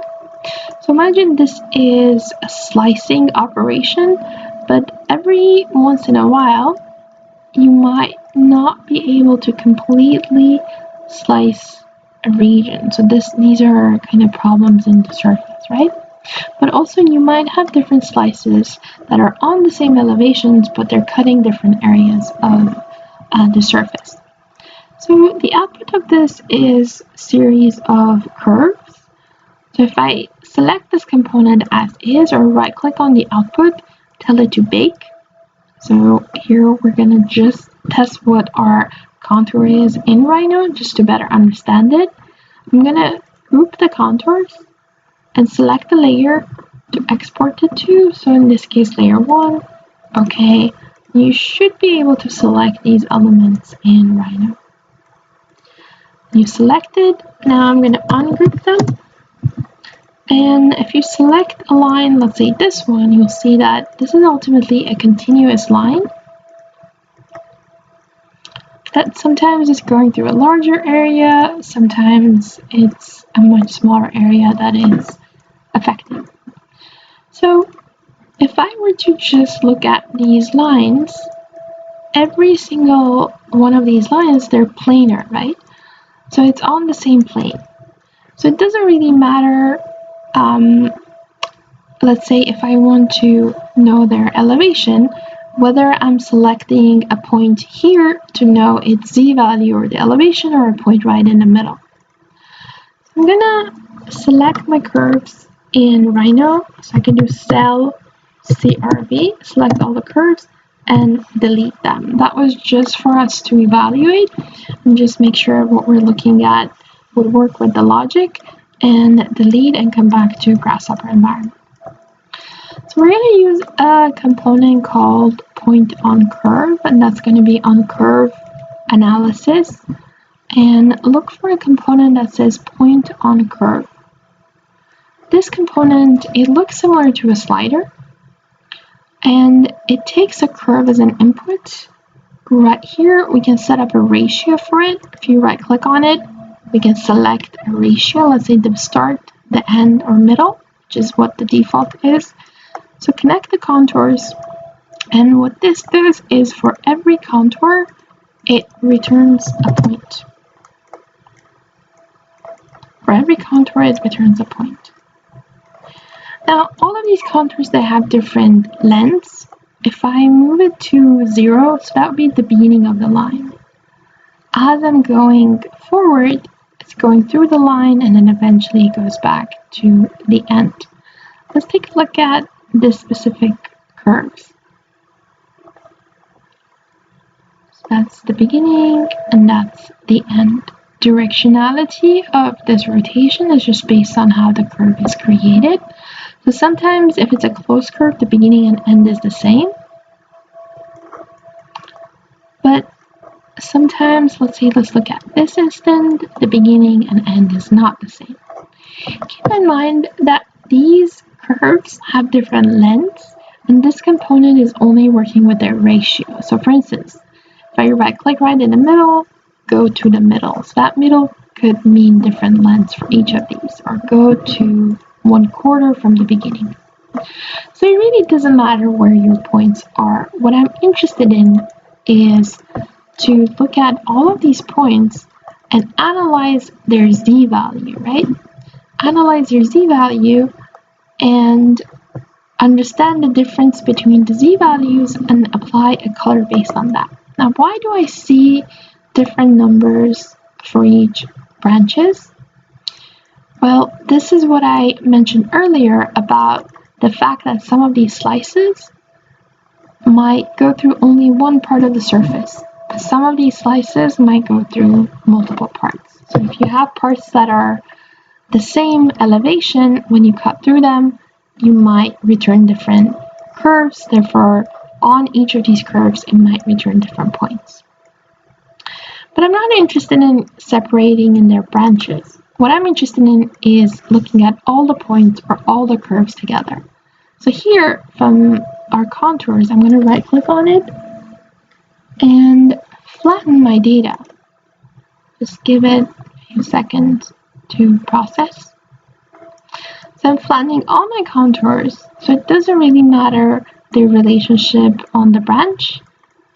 These are contours, I'm finding a point on them, right click, let's say the midpoint, and they all have different x, y, but I'm only interested in their z because I want to know their altitude difference. If I want to isolate only the z and compare them based on the z, we're going to go to our vector tab. Under point, we're going to look for a component called deconstruct point. So one of the first components we looked at is construct point. But now we're going to deconstruct our point. And what deconstruct point does, it takes a point that has x, y, z, and I'm going to just compare it to this panel here. It's going to return only the x value. So as you could see, the first values before the comma, or the y, right, or the z. In this case, I'm only interested in the z. So you can see that this is the altitude from sea level. Now, if we Google Los Angeles and look for Los Angeles altitude, you'll see that it's about 233 feet above sea level. So the numbers that we're looking at, that's above average, right? So these numbers, longitude, latitude, and altitude, imagine they take the overall Los Angeles, city of Los Angeles boundary, and they pick the centroid point right in the middle, and that's what they're basing on. But that also allows us to quickly check, and we know that we're working in the right units, and the numbers that we see, it's not really that far off. Okay, so what I want to do is I want to go through this list and know which one is a smallest number, which one is the largest number. I want to get an overall sense of what is the difference in altitude in this region. So I can either go through the whole list, and that will take me some time to do, to know what is the smallest or the lowest altitude, what's the highest, or we can go to our math menu under domain subtab, look for a component called bounds. This is a really important component which allows us to look at a list. In this case, could be a list of all the Z components. And this quickly just returns the domain. So what it tells me is that from all the list, the lowest point is 277.5 meters and the highest is 311.5 meters. So what I want to do now is I want to apply a color gradient that would start from a color, and I could pick that color, but it applies a color to that number. It applies another color to that number, and then there's a range of colors in between. So the gradient logic is quite similar to the way that our domain is constructed, or the way that a slider is constructed. We look at a basic number slider under params input and number slider.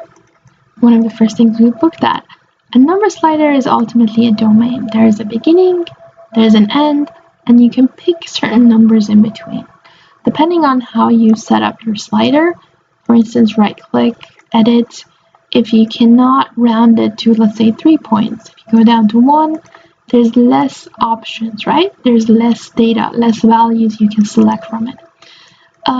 Color gradient component is exactly set up the same way. I'm going to delete the slider. Anytime that we're working with color as input, we would go back to params, input, and find the components here. Right under color swatch, which we've used a lot, there's a component called gradient. And your gradient is going to look more like this. So this is the default color that it comes in. If you right click on the color gradient, if you go down to where it says presets, these are some of the presets we would work with. As you can see, I have a few more options here. These are something that I've customized. But let's select this basic one, which is a color gradient that goes from white to black. We know that in Grasshopper, our data is managed from left to right. So meaning, similar to a number slider, the lowest value is on the left side, right? The highest number is on the right side. So similar to here. If I translate that to color, the lowest number, in this case similar to this or similar to the slider, would be applied to color white.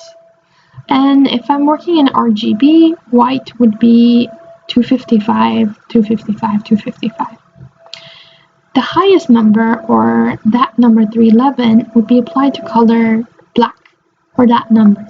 And black in RGB value is 0, 0, 0. And again, what I'm looking at is these colors here. You can select the grips of these colors. You can start to move their range. So you can start to make it more intense or more fluid. If you right click on any of these grips, this is where we can start to modify our colors further, right? So this is what I was mentioning. Color white is RGB 255, 255, 255. Let's keep our color as is. Just to set up our logic first, then we can change the color. So first thing we want to do is I want to translate these Z component values to color. So these are all the parameters that I want to map. It's asking for a lower number inside this list. I'm gonna add another panel to my Z value, so then this way we know what we're looking at. So what it's asking for is what's the smallest number inside this list, and by using the bounds component, I was able to detect the smallest number, which was 277.5. I can either, I'm going to delete this for now, I can either type that number, which is 277.5, in a panel and input that here, or I could use a component called domain deconstruct under math, domain deconstruct domain, to take a domain like this and separate the start from the end. So the start being 277.5 and the end being 311. And keep in mind, I'm just using panel for this phase just for us to be able to keep track of the data. You don't necessarily need to use the panels, you can completely bypass them. So what this component is asking for is to provide the lowest number. So in this case it's 277.5, the largest number.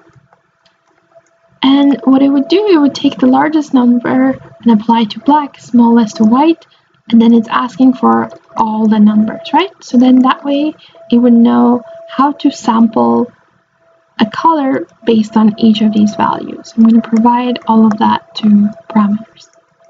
What it will return for every number based on the range and the relationship to black and white, it would return a value.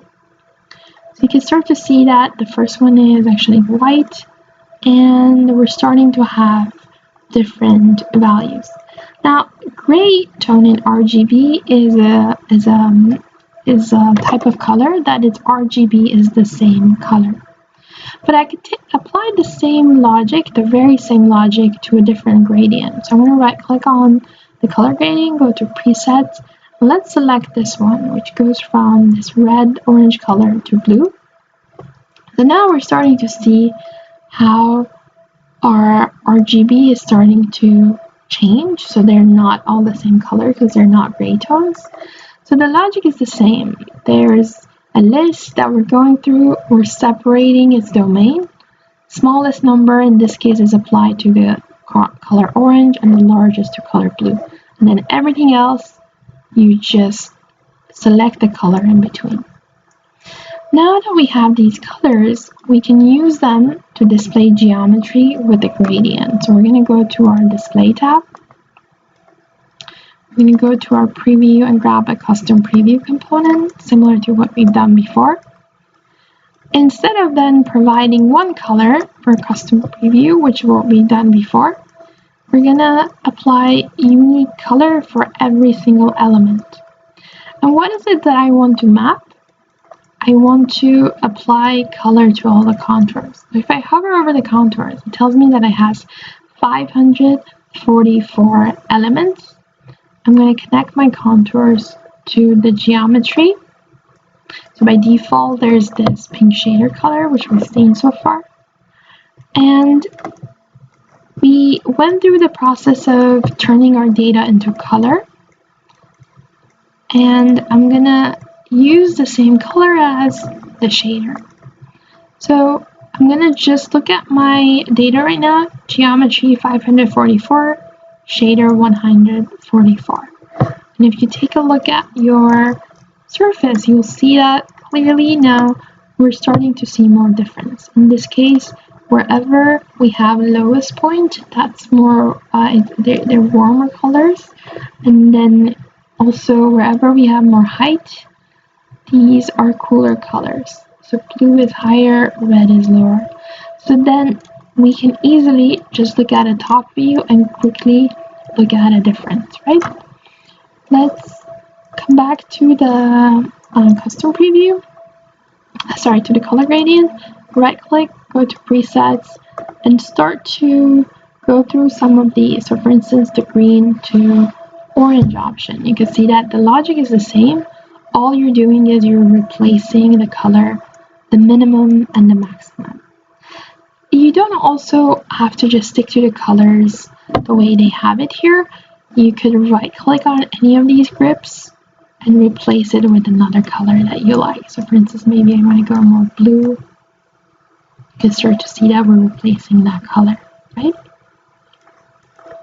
If you want to add more grips, all you have to do is to just left click on this quarter rainbow, and we're able to add more grips this way.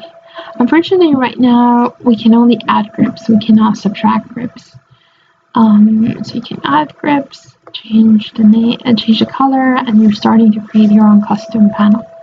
One of the ones that I use quite a lot is either white to black, or if you want to show kind of difference between, let's say if I'm looking at a simple gradient, but if I want to print this on a white paper, obviously I wouldn't do it this way. So maybe I would use something more traditional, which could be maybe a gradient that goes from blue to red, right? And let's say I like this color and I want to save it. Actually, going to change the blue slightly so it stands out more. And I want to send this. I want to save this gradient as let's say something that I could go back to later on. All you have to do is to right-click on it, go to presets, and tell it to add to your current library. So then next time when you go to your Chrom's input gradient, if you right click on it, it's going to be part of your presets, right? And you can also set up what is your default. If I set that as the default, next time when I'm gonna just go here, set that as the default, and delete it. Next time when I drag one, that's going to be the one that I'm using, right? This is quite useful because you can quickly look at the difference of your topos this way. Not to make it, clear, right now I'm going to go to presets and change it from white to black. And I'm going to turn off the points here, and those points are coming from our point on curve, as well as the construct point components. So select those and turn them off. The contours are just curves, but since we already have a preview overlaid here, so that's not, it doesn't really affect us if it's on right now. And then the last thing is the surface that we have here. If you keep it on, actually the surface is, difference is a little bit less, but if you turn it off, you can start to see this differentiation of the contour a little bit more.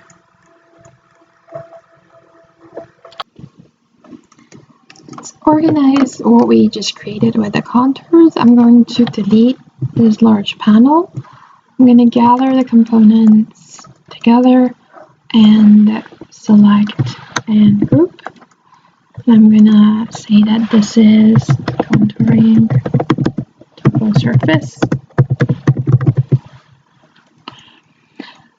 Now, the next step for us is to combine what we have, these two parts. One is the surface, and the second one is the planar GIS data that we've constructed. At this point, just to focus on the act of transferring our geometry on the surface, let's turn off our gradient topo lines, select and turn off, and let's only look at the surface. And at the same time, let's work on one layer at a time. Let's go ahead and go to our highway section. And if you remember, we have two different methods of generating this data. One was using a keyword search by looking at all the highways and doing a keyword search and separating them based on true or false. In this case, we're only looking at, let's say, secondary. And the second option was to set up these subtypes within the components. In this case, we had an output for each of them, and then we were able to reconstruct them after. So the process of combining the planar information such as line with surface, we can go with either one. I'm going to only focus on the initial one, which we separated the subtypes within the components. Therefore, I'm gonna go ahead and turn off this component. To to transfer these lines on the surface, we're going to use a command called project. And projection is similar to the way that we executed in Rhino.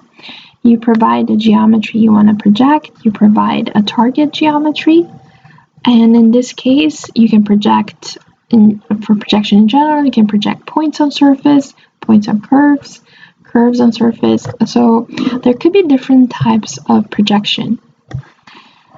Therefore, let's go ahead and double click on canvas here. If we type the command project, you'll see that already there's few options here: projecting to a plane, projecting to a surface or a B-wrap, projecting a point on a shape, and the one that we want to be working with is this one, project a curve onto a B-wrap. I'm going to use Control Shift and left click on it, and you'll see that you find that under Curve, under Utilities, Project. Okay, so let's start one at a time. It's asking for curves or curve that we want to project. So this would be the curve that is coming out of our polyline component, what is actually going into geometry. Now what we're looking at is only the color portion, right? When I select it, I could see what I'm looking at. So I'm going to connect the polyline to the curve that I want to project. And in this case, it doesn't really matter whether we retain the branch structure. So you can see the dash line, this is a branch structure, or if we flatten it, I'm not going to touch the structure, let's keep it as is. Then it's asking for the surface or the B-wrap, the surface or the poly surface you want to project it onto. In this case, what I want to project onto is this topo surface that we generated earlier. So you're starting to see that our definition is starting to get complex, we're starting to crisscross.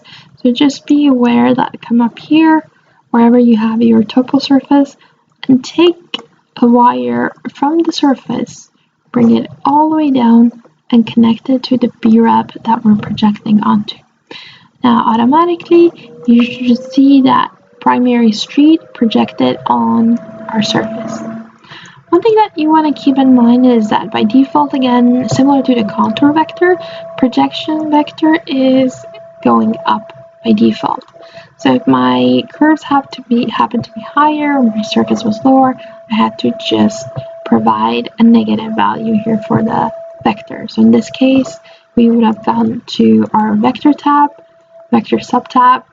I would have constructed another unit z vector, but I would have reversed it by going to vector, vector, reverse, and you would provide a negative vector. We're not doing that now, so let's keep it as is.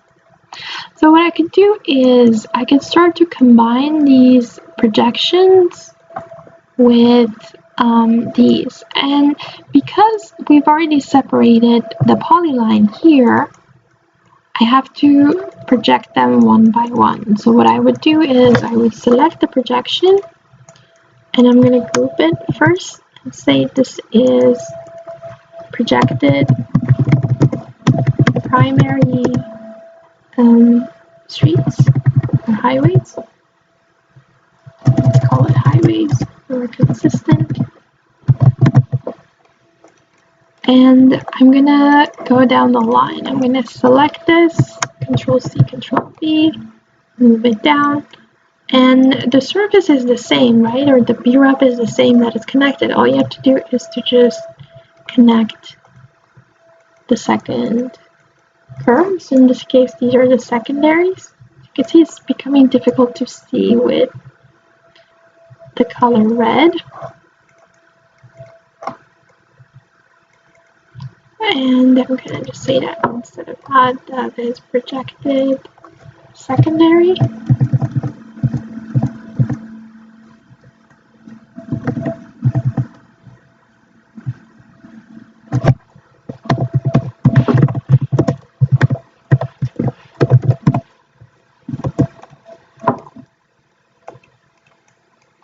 And you can start to actually use the same color and the same setup for these as well. So just to keep it consistent, for the primary, I'm going to make a copy of the color preview and the color, and just make an extra copy and connect that. So now the color is corresponding. I'm going to do the same thing for the secondary. Right. I'm gonna do the same, but I'm not gonna copy the color from here down. I'm gonna keep it like that. I'm just gonna copy that group down. So now we're looking at the tertiary.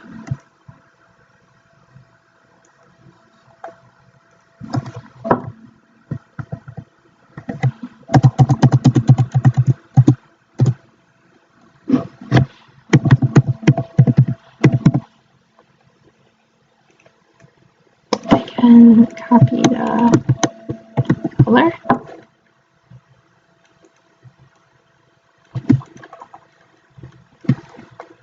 Down the line. We have quickly.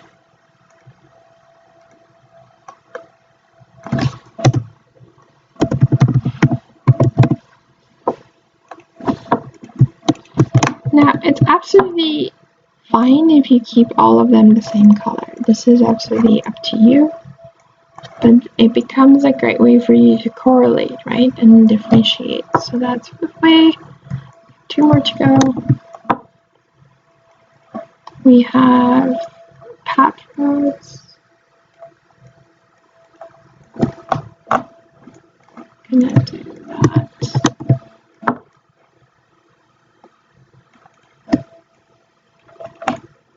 We have pedestrian.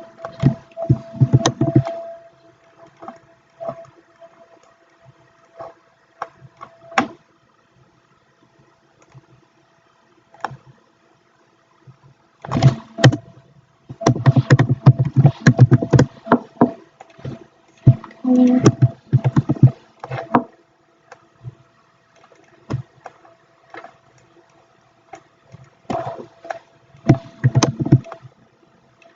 Service. Connect the polyline first.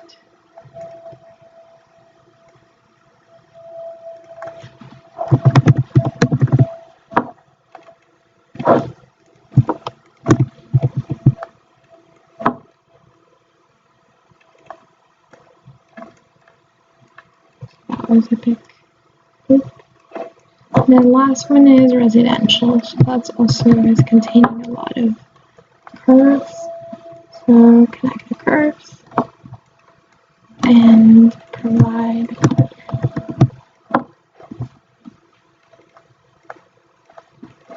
Okay.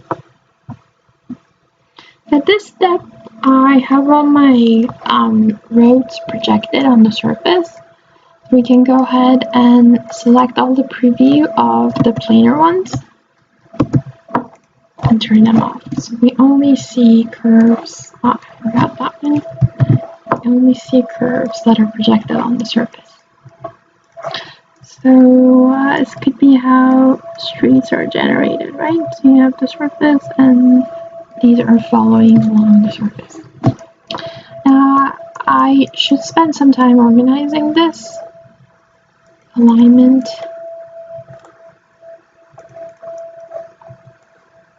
And ideally, you want to also spend some time adding them to the right group.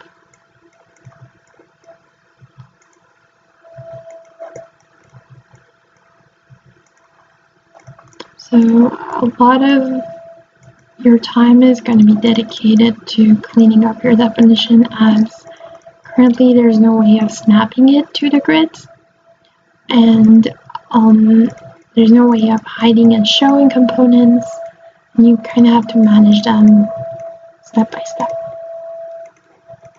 Great. So once you have them, I would also include this group within our highway data. since this is the projected part, first I would group it to itself, Control G, and say that these are projected highway layers. And I would take this whole group and add that to the larger group of highways. So all you have to do is to just select the larger group, click on the largest group, right click, add to group. So now we have all of it grouped. Now keep in mind that in this case, we're starting to see how this one, I can actually Control Z just to check something. Yeah, it seems like it is there. Control Y. In this case, the larger group is actually going in front of this group. So this is an arrangement, the way that you would set it up in Illustrator. So all you have to do is to just select the largest group, go to your Edit, Arrange, and send this to back. So put to back, Control B. So then you start to see the group appearing. Great. So we have our highways projected. The next step for us is to work with the buildings. Let's go to our 3D buildings.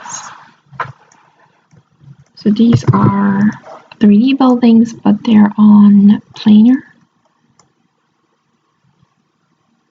surface. And what we want to do now is we want to take these 3D buildings and we want to move them up on the surface.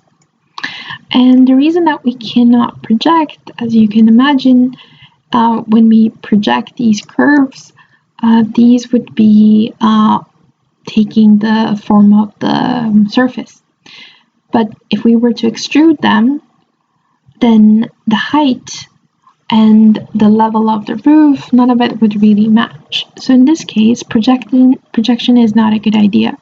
What we do need to do is we need to move every single one of these buildings up. And in this case, the moving starting point would be from the centroid of each of these buildings. And this is quite common. When you have a lot that is not straight, you kind of agree on a middle point on the property. We can say that that's going to be the centroid, and you regard that as the common point that you want to kind of maybe flatten, you want to excavate, and use that as the ground. And perhaps part of your building could go under the soil, part of it could be above the soil, but you kind of agree on a point. So before we do that though, let's go to the top view and let's look at our area that we're looking at.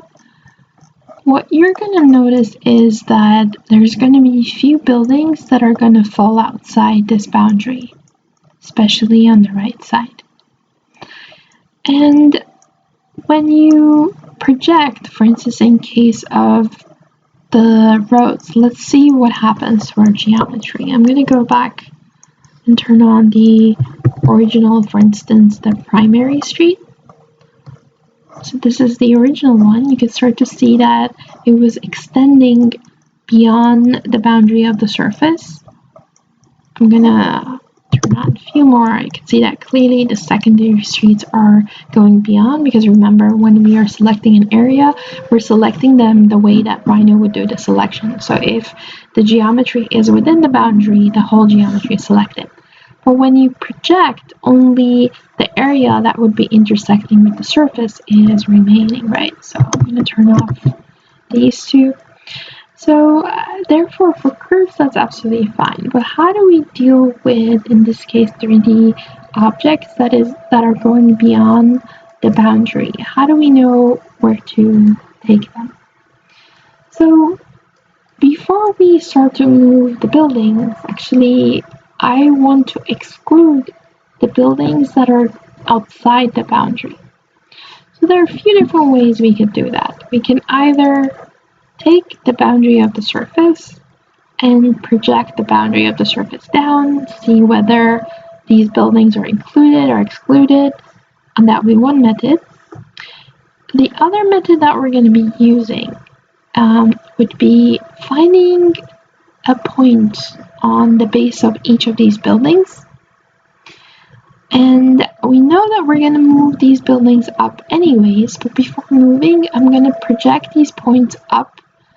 And if they hit the surface, I know that they are within this boundary. But let's say if I take a point on the planar level, on the first level, or on the, let's say, the base level of this, and project that point up, that point would never hit the surface, right?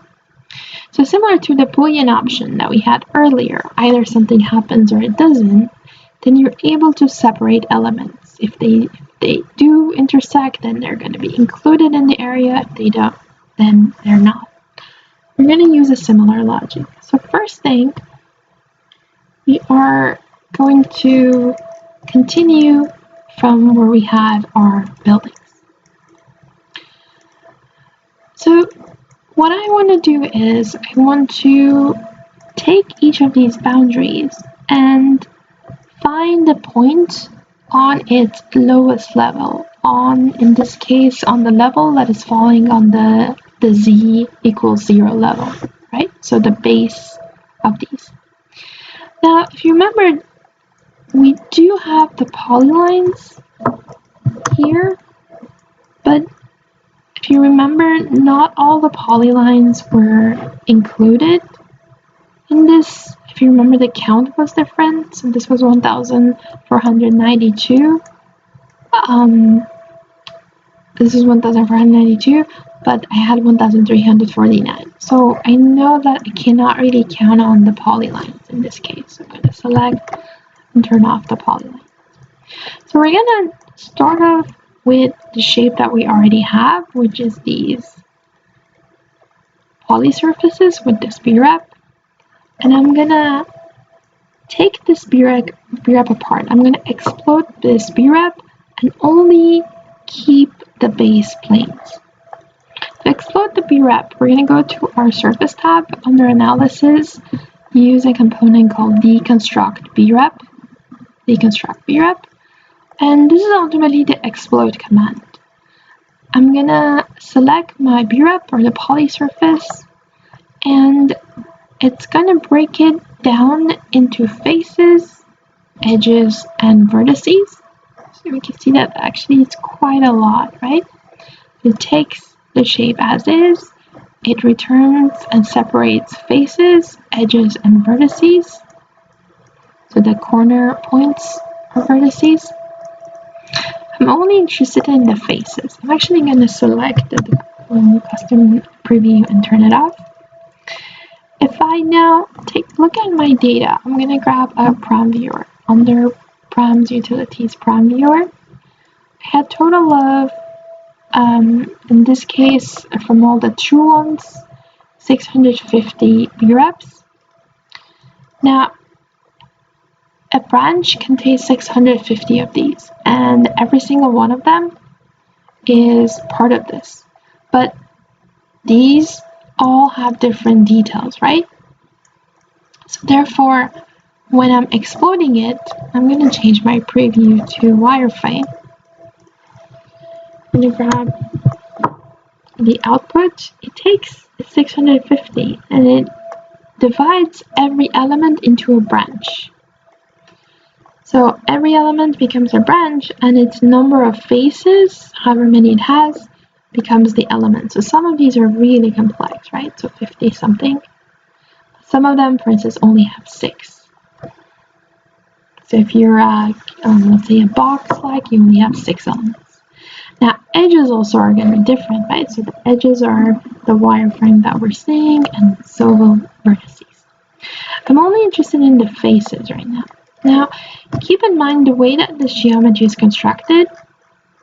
In this case, within this data, this 3D building information was already embedded, and by just checking this 3D, we had this 3D building.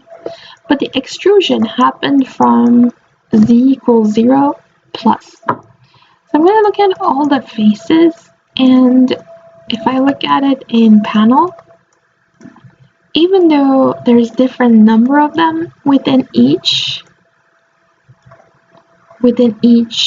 panel, but just from experience and working with this before, I know that anytime that we have an extruded element, from the faces, the first item is always going to be the base.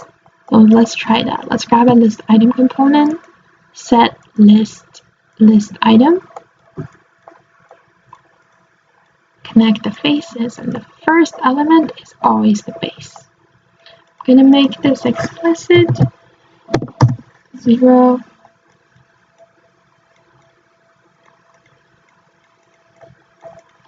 And I'm going to group these two together, Control G, and say we're extracting base surfaces.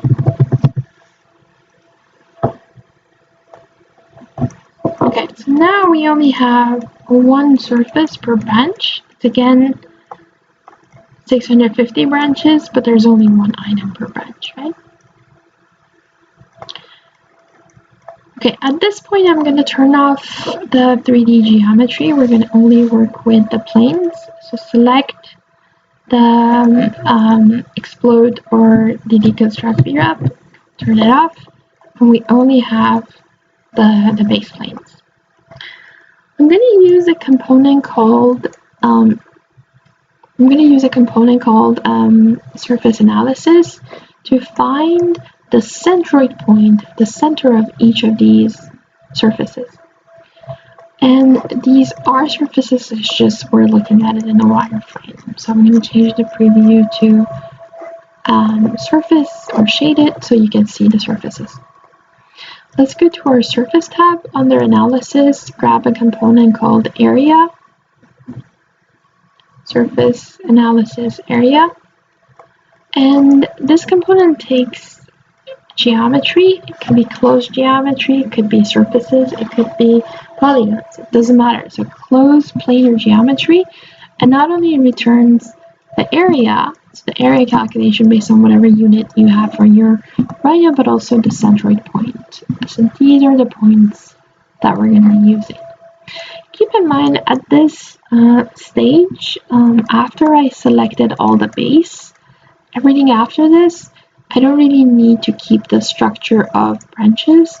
I could just right click on the item and flatten it, so my data becomes lighter. Anytime you have the option to either keep your structure with branches or simplify it, simplification is always a good idea. So I flatten, it becomes just one branch now with 650 elements, and it's the same with our centroid points.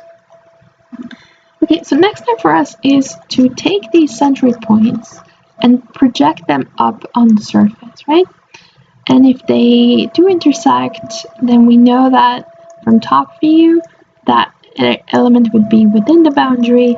These won't, so I know that they're not there. And then we would separate them based on true or false statement.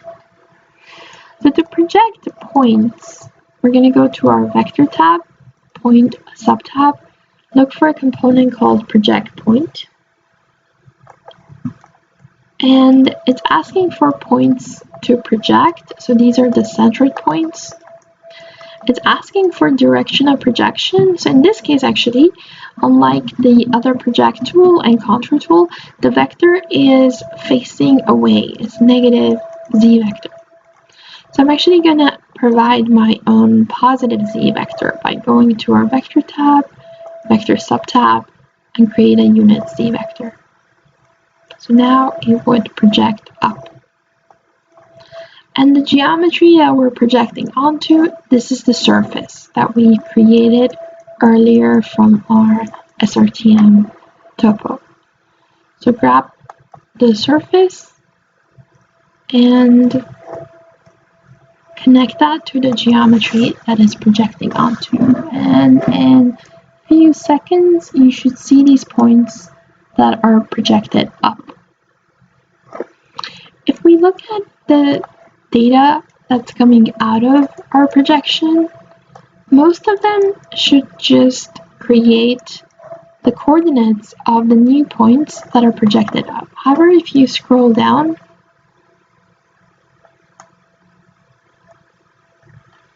we're going to come across here towards the end, we're going to come across some null items. So these null items are the items that we're not able to project up. So a null item is an item that doesn't really return any results. And anytime that your elements are separated based on whether it's true or false or null or it returns result, we can separate that. So we're going to use a component that would allow us to separate null items. We go to our set tab under list, look for a component called null item, and this component would allow us to check whether we have a null item or not. So what it's asking is from each of these points, for instance, let's say item 597, are you a null item? The answer is true or false. So this one will be false, this one will be true, right? 598 is a null item. So we provide the input, so it checks for that and is returning true or false. And after this, as you can guess, we can use a dispatch component and separate the true from the false.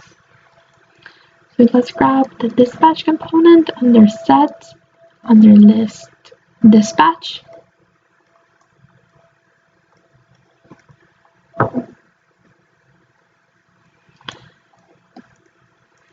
And what I want to separate is a few things.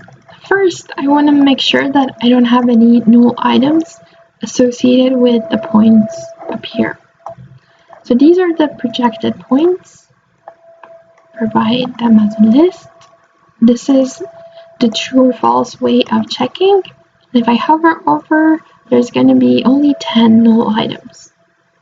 And the rest, out of 650, 640 are points that were projected. So these are, I'm going to group this to itself and say these are projected points within boundary.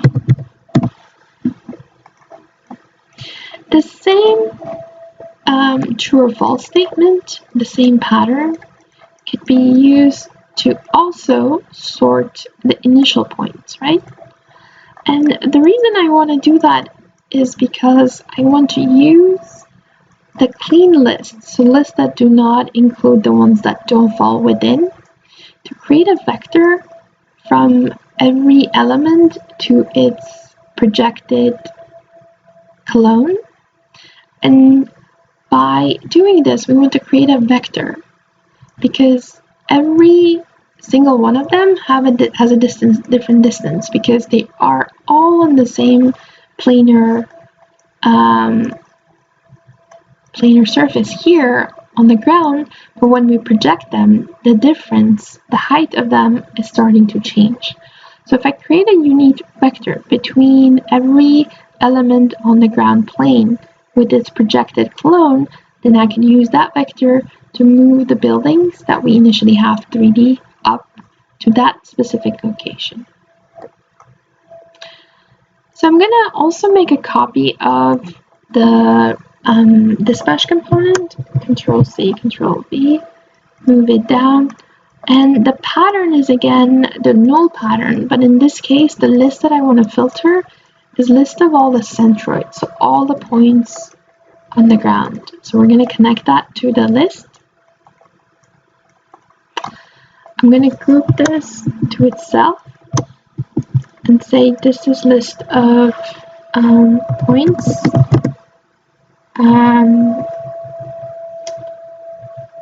Let's call it planar points. Planar points within boundary.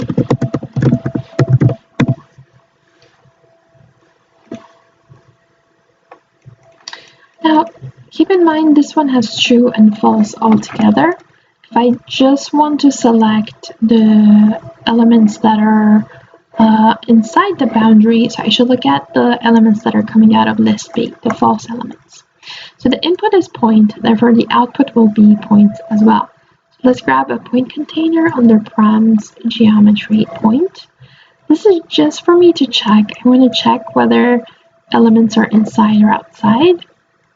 You can start to see that, yes, from the ground plane, I'm only selecting elements that are within. If I look at it from top view, it becomes a little bit difficult to see because we have too many projected points.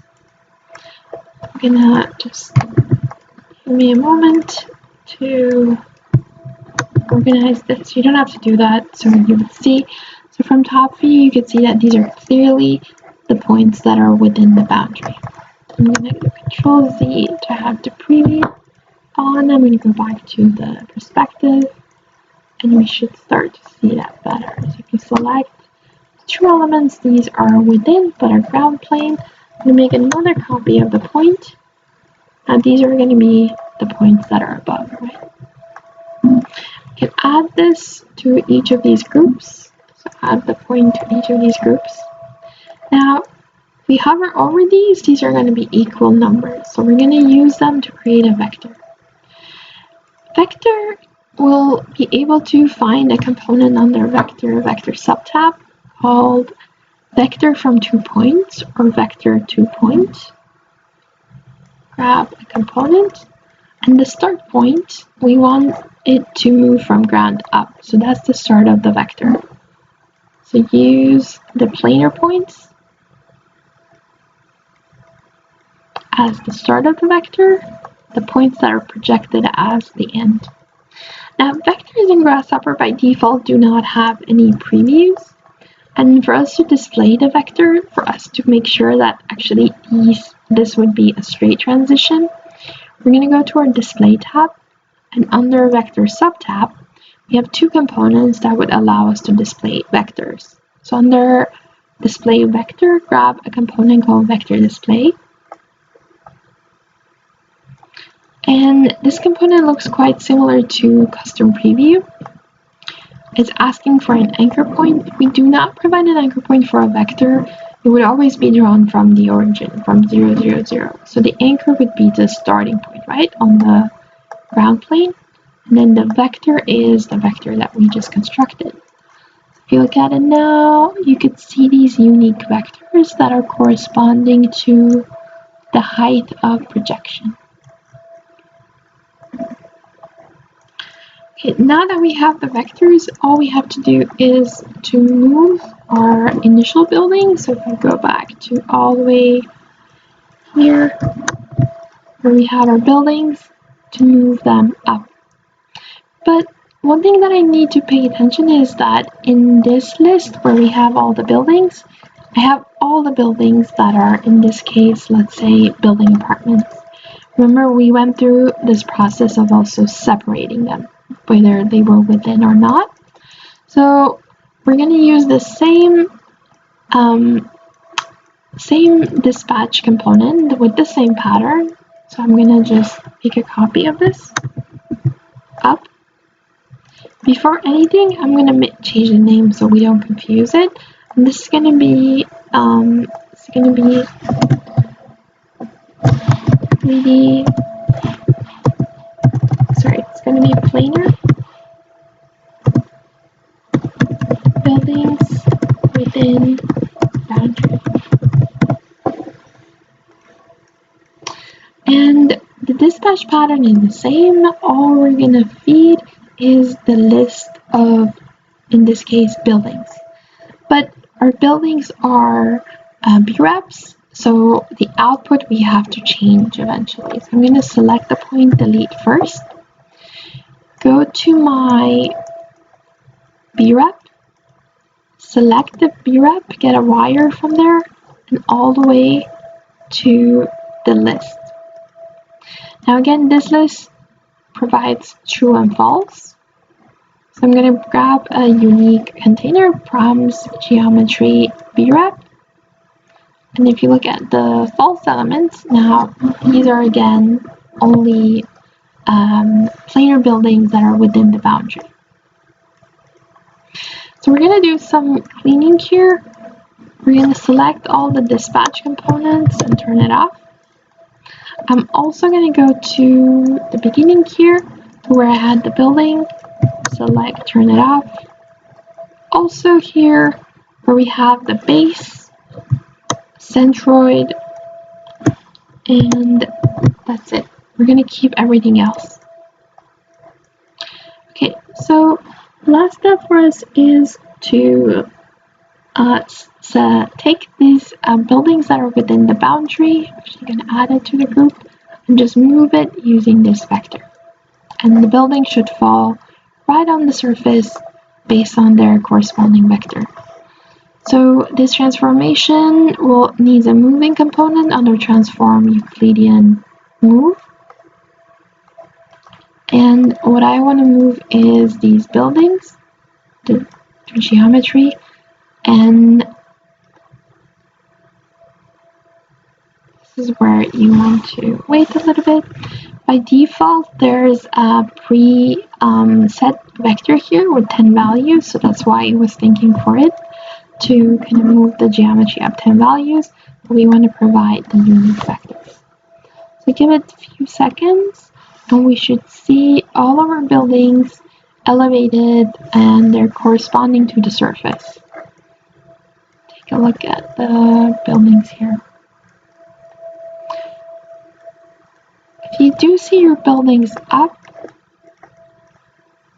let's select everything that's on the ground plane that we don't need to see it anymore in terms of buildings and vectors.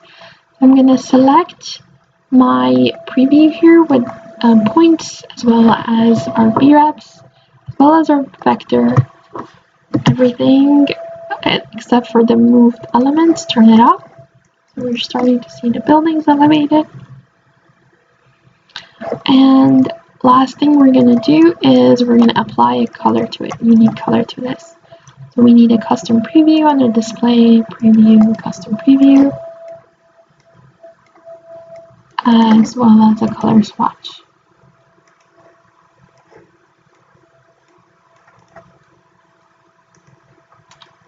This is where we can also give our building some transparency. So if you play with the alpha channel, we would start to see through it. You just have to make sure that if you do see through the building, because we have also this one turned on underneath, we just have to select and turn it off. So now we can see it better.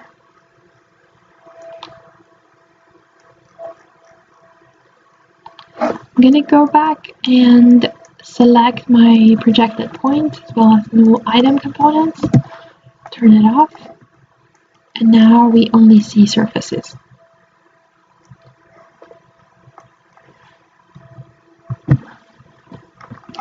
So let's group what we have. I'm going to select the pattern, turn it off, and let's go back and clean this up a little bit. So we have our apartment building selection portion. I'm going to turn off parts, I'm going to delete parts that are not necessary 100%. So for instance, the prom viewer here, I have my explosion, I have the prom viewer here, and I'm going to select everything after the 2D apartments here within one group. Control G. So this is moving apartments to the topo surface.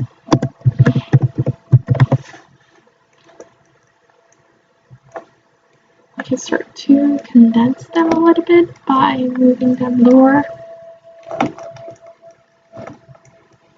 So then this 2 portion is the whole area, which is dealing with first separating the apartments, then moving them to the topo surface. I'm gonna select both of them together, Control G, I'm gonna change the color, say this is apartments. Okay, so as you get starting, you're starting to see that our definition is expanding. And this is a pretty robust workflow that we've set up because here we're only looking at separating apartments. But if I just make a copy of what I have here and just change the name of what I'm searching for instead of apartments to, let's say, commercials, everything else should still work. So let's try that. I'm going to select the whole group that I have for apartments. Control C, Control V. So give it some time. It might be a bit heavy. We're making a duplicate copy of the data.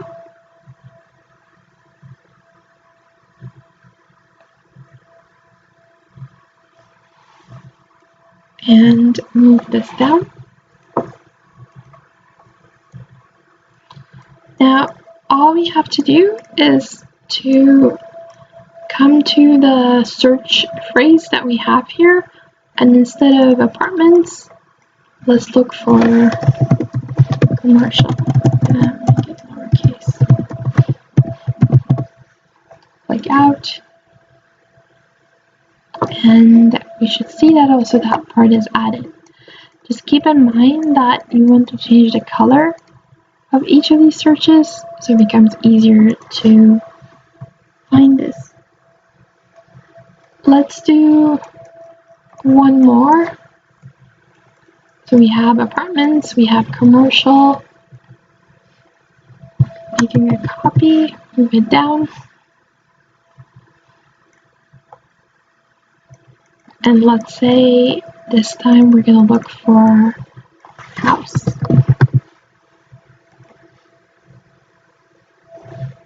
And again, don't forget to change the color.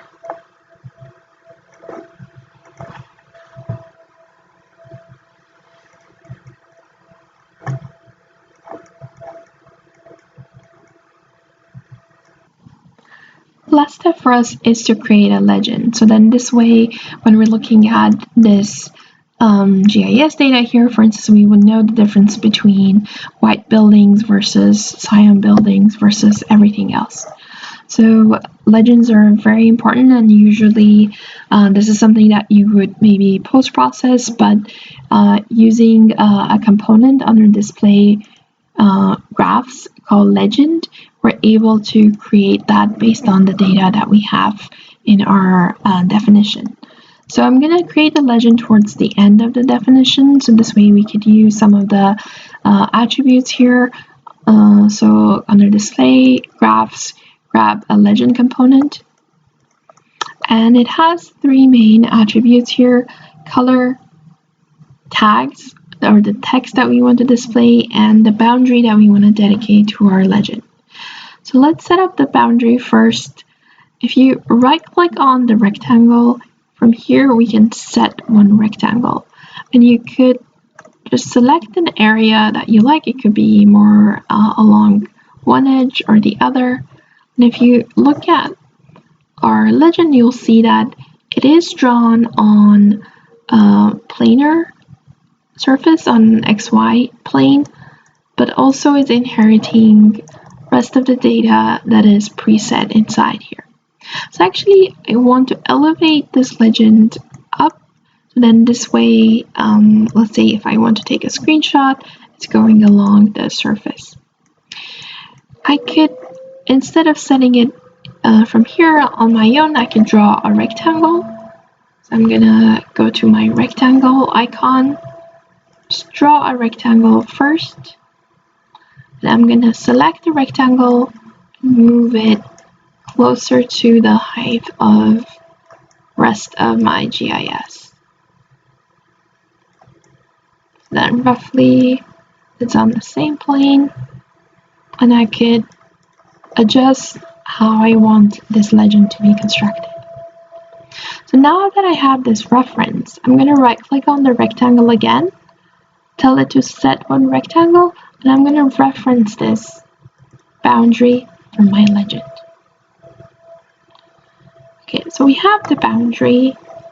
Now what we want to do is we want to set up the right number of parameters that we want to display. For instance, in our definition, we're looking at three different types of building, right?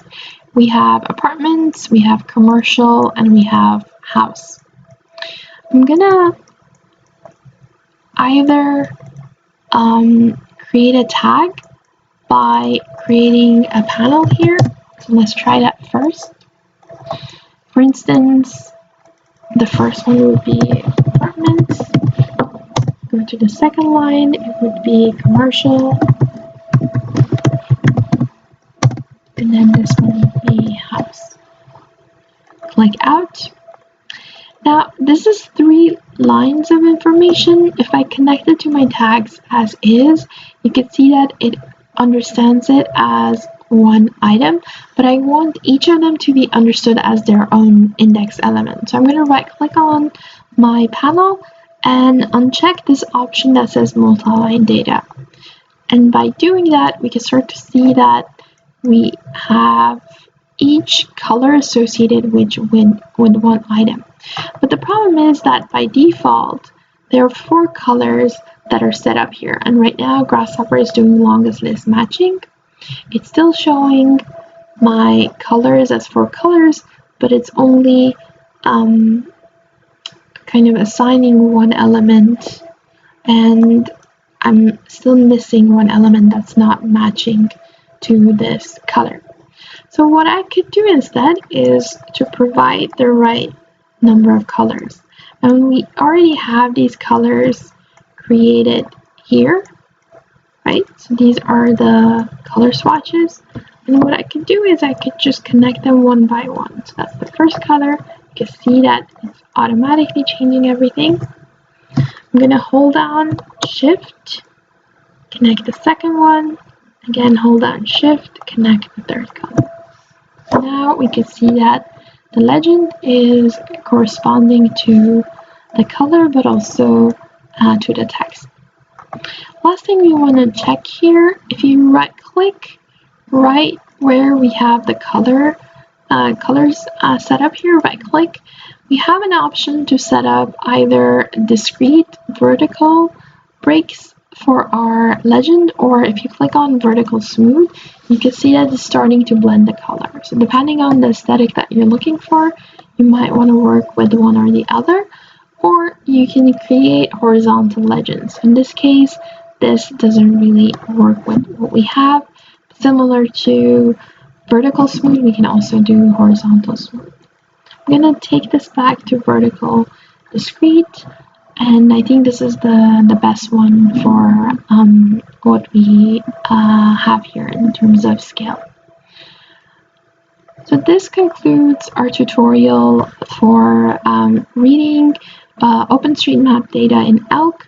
Along with that, I tried to include a lot of tips about Grasshopper, but also working with GIS data in general. So I hope this tutorial was useful to you. Thank you.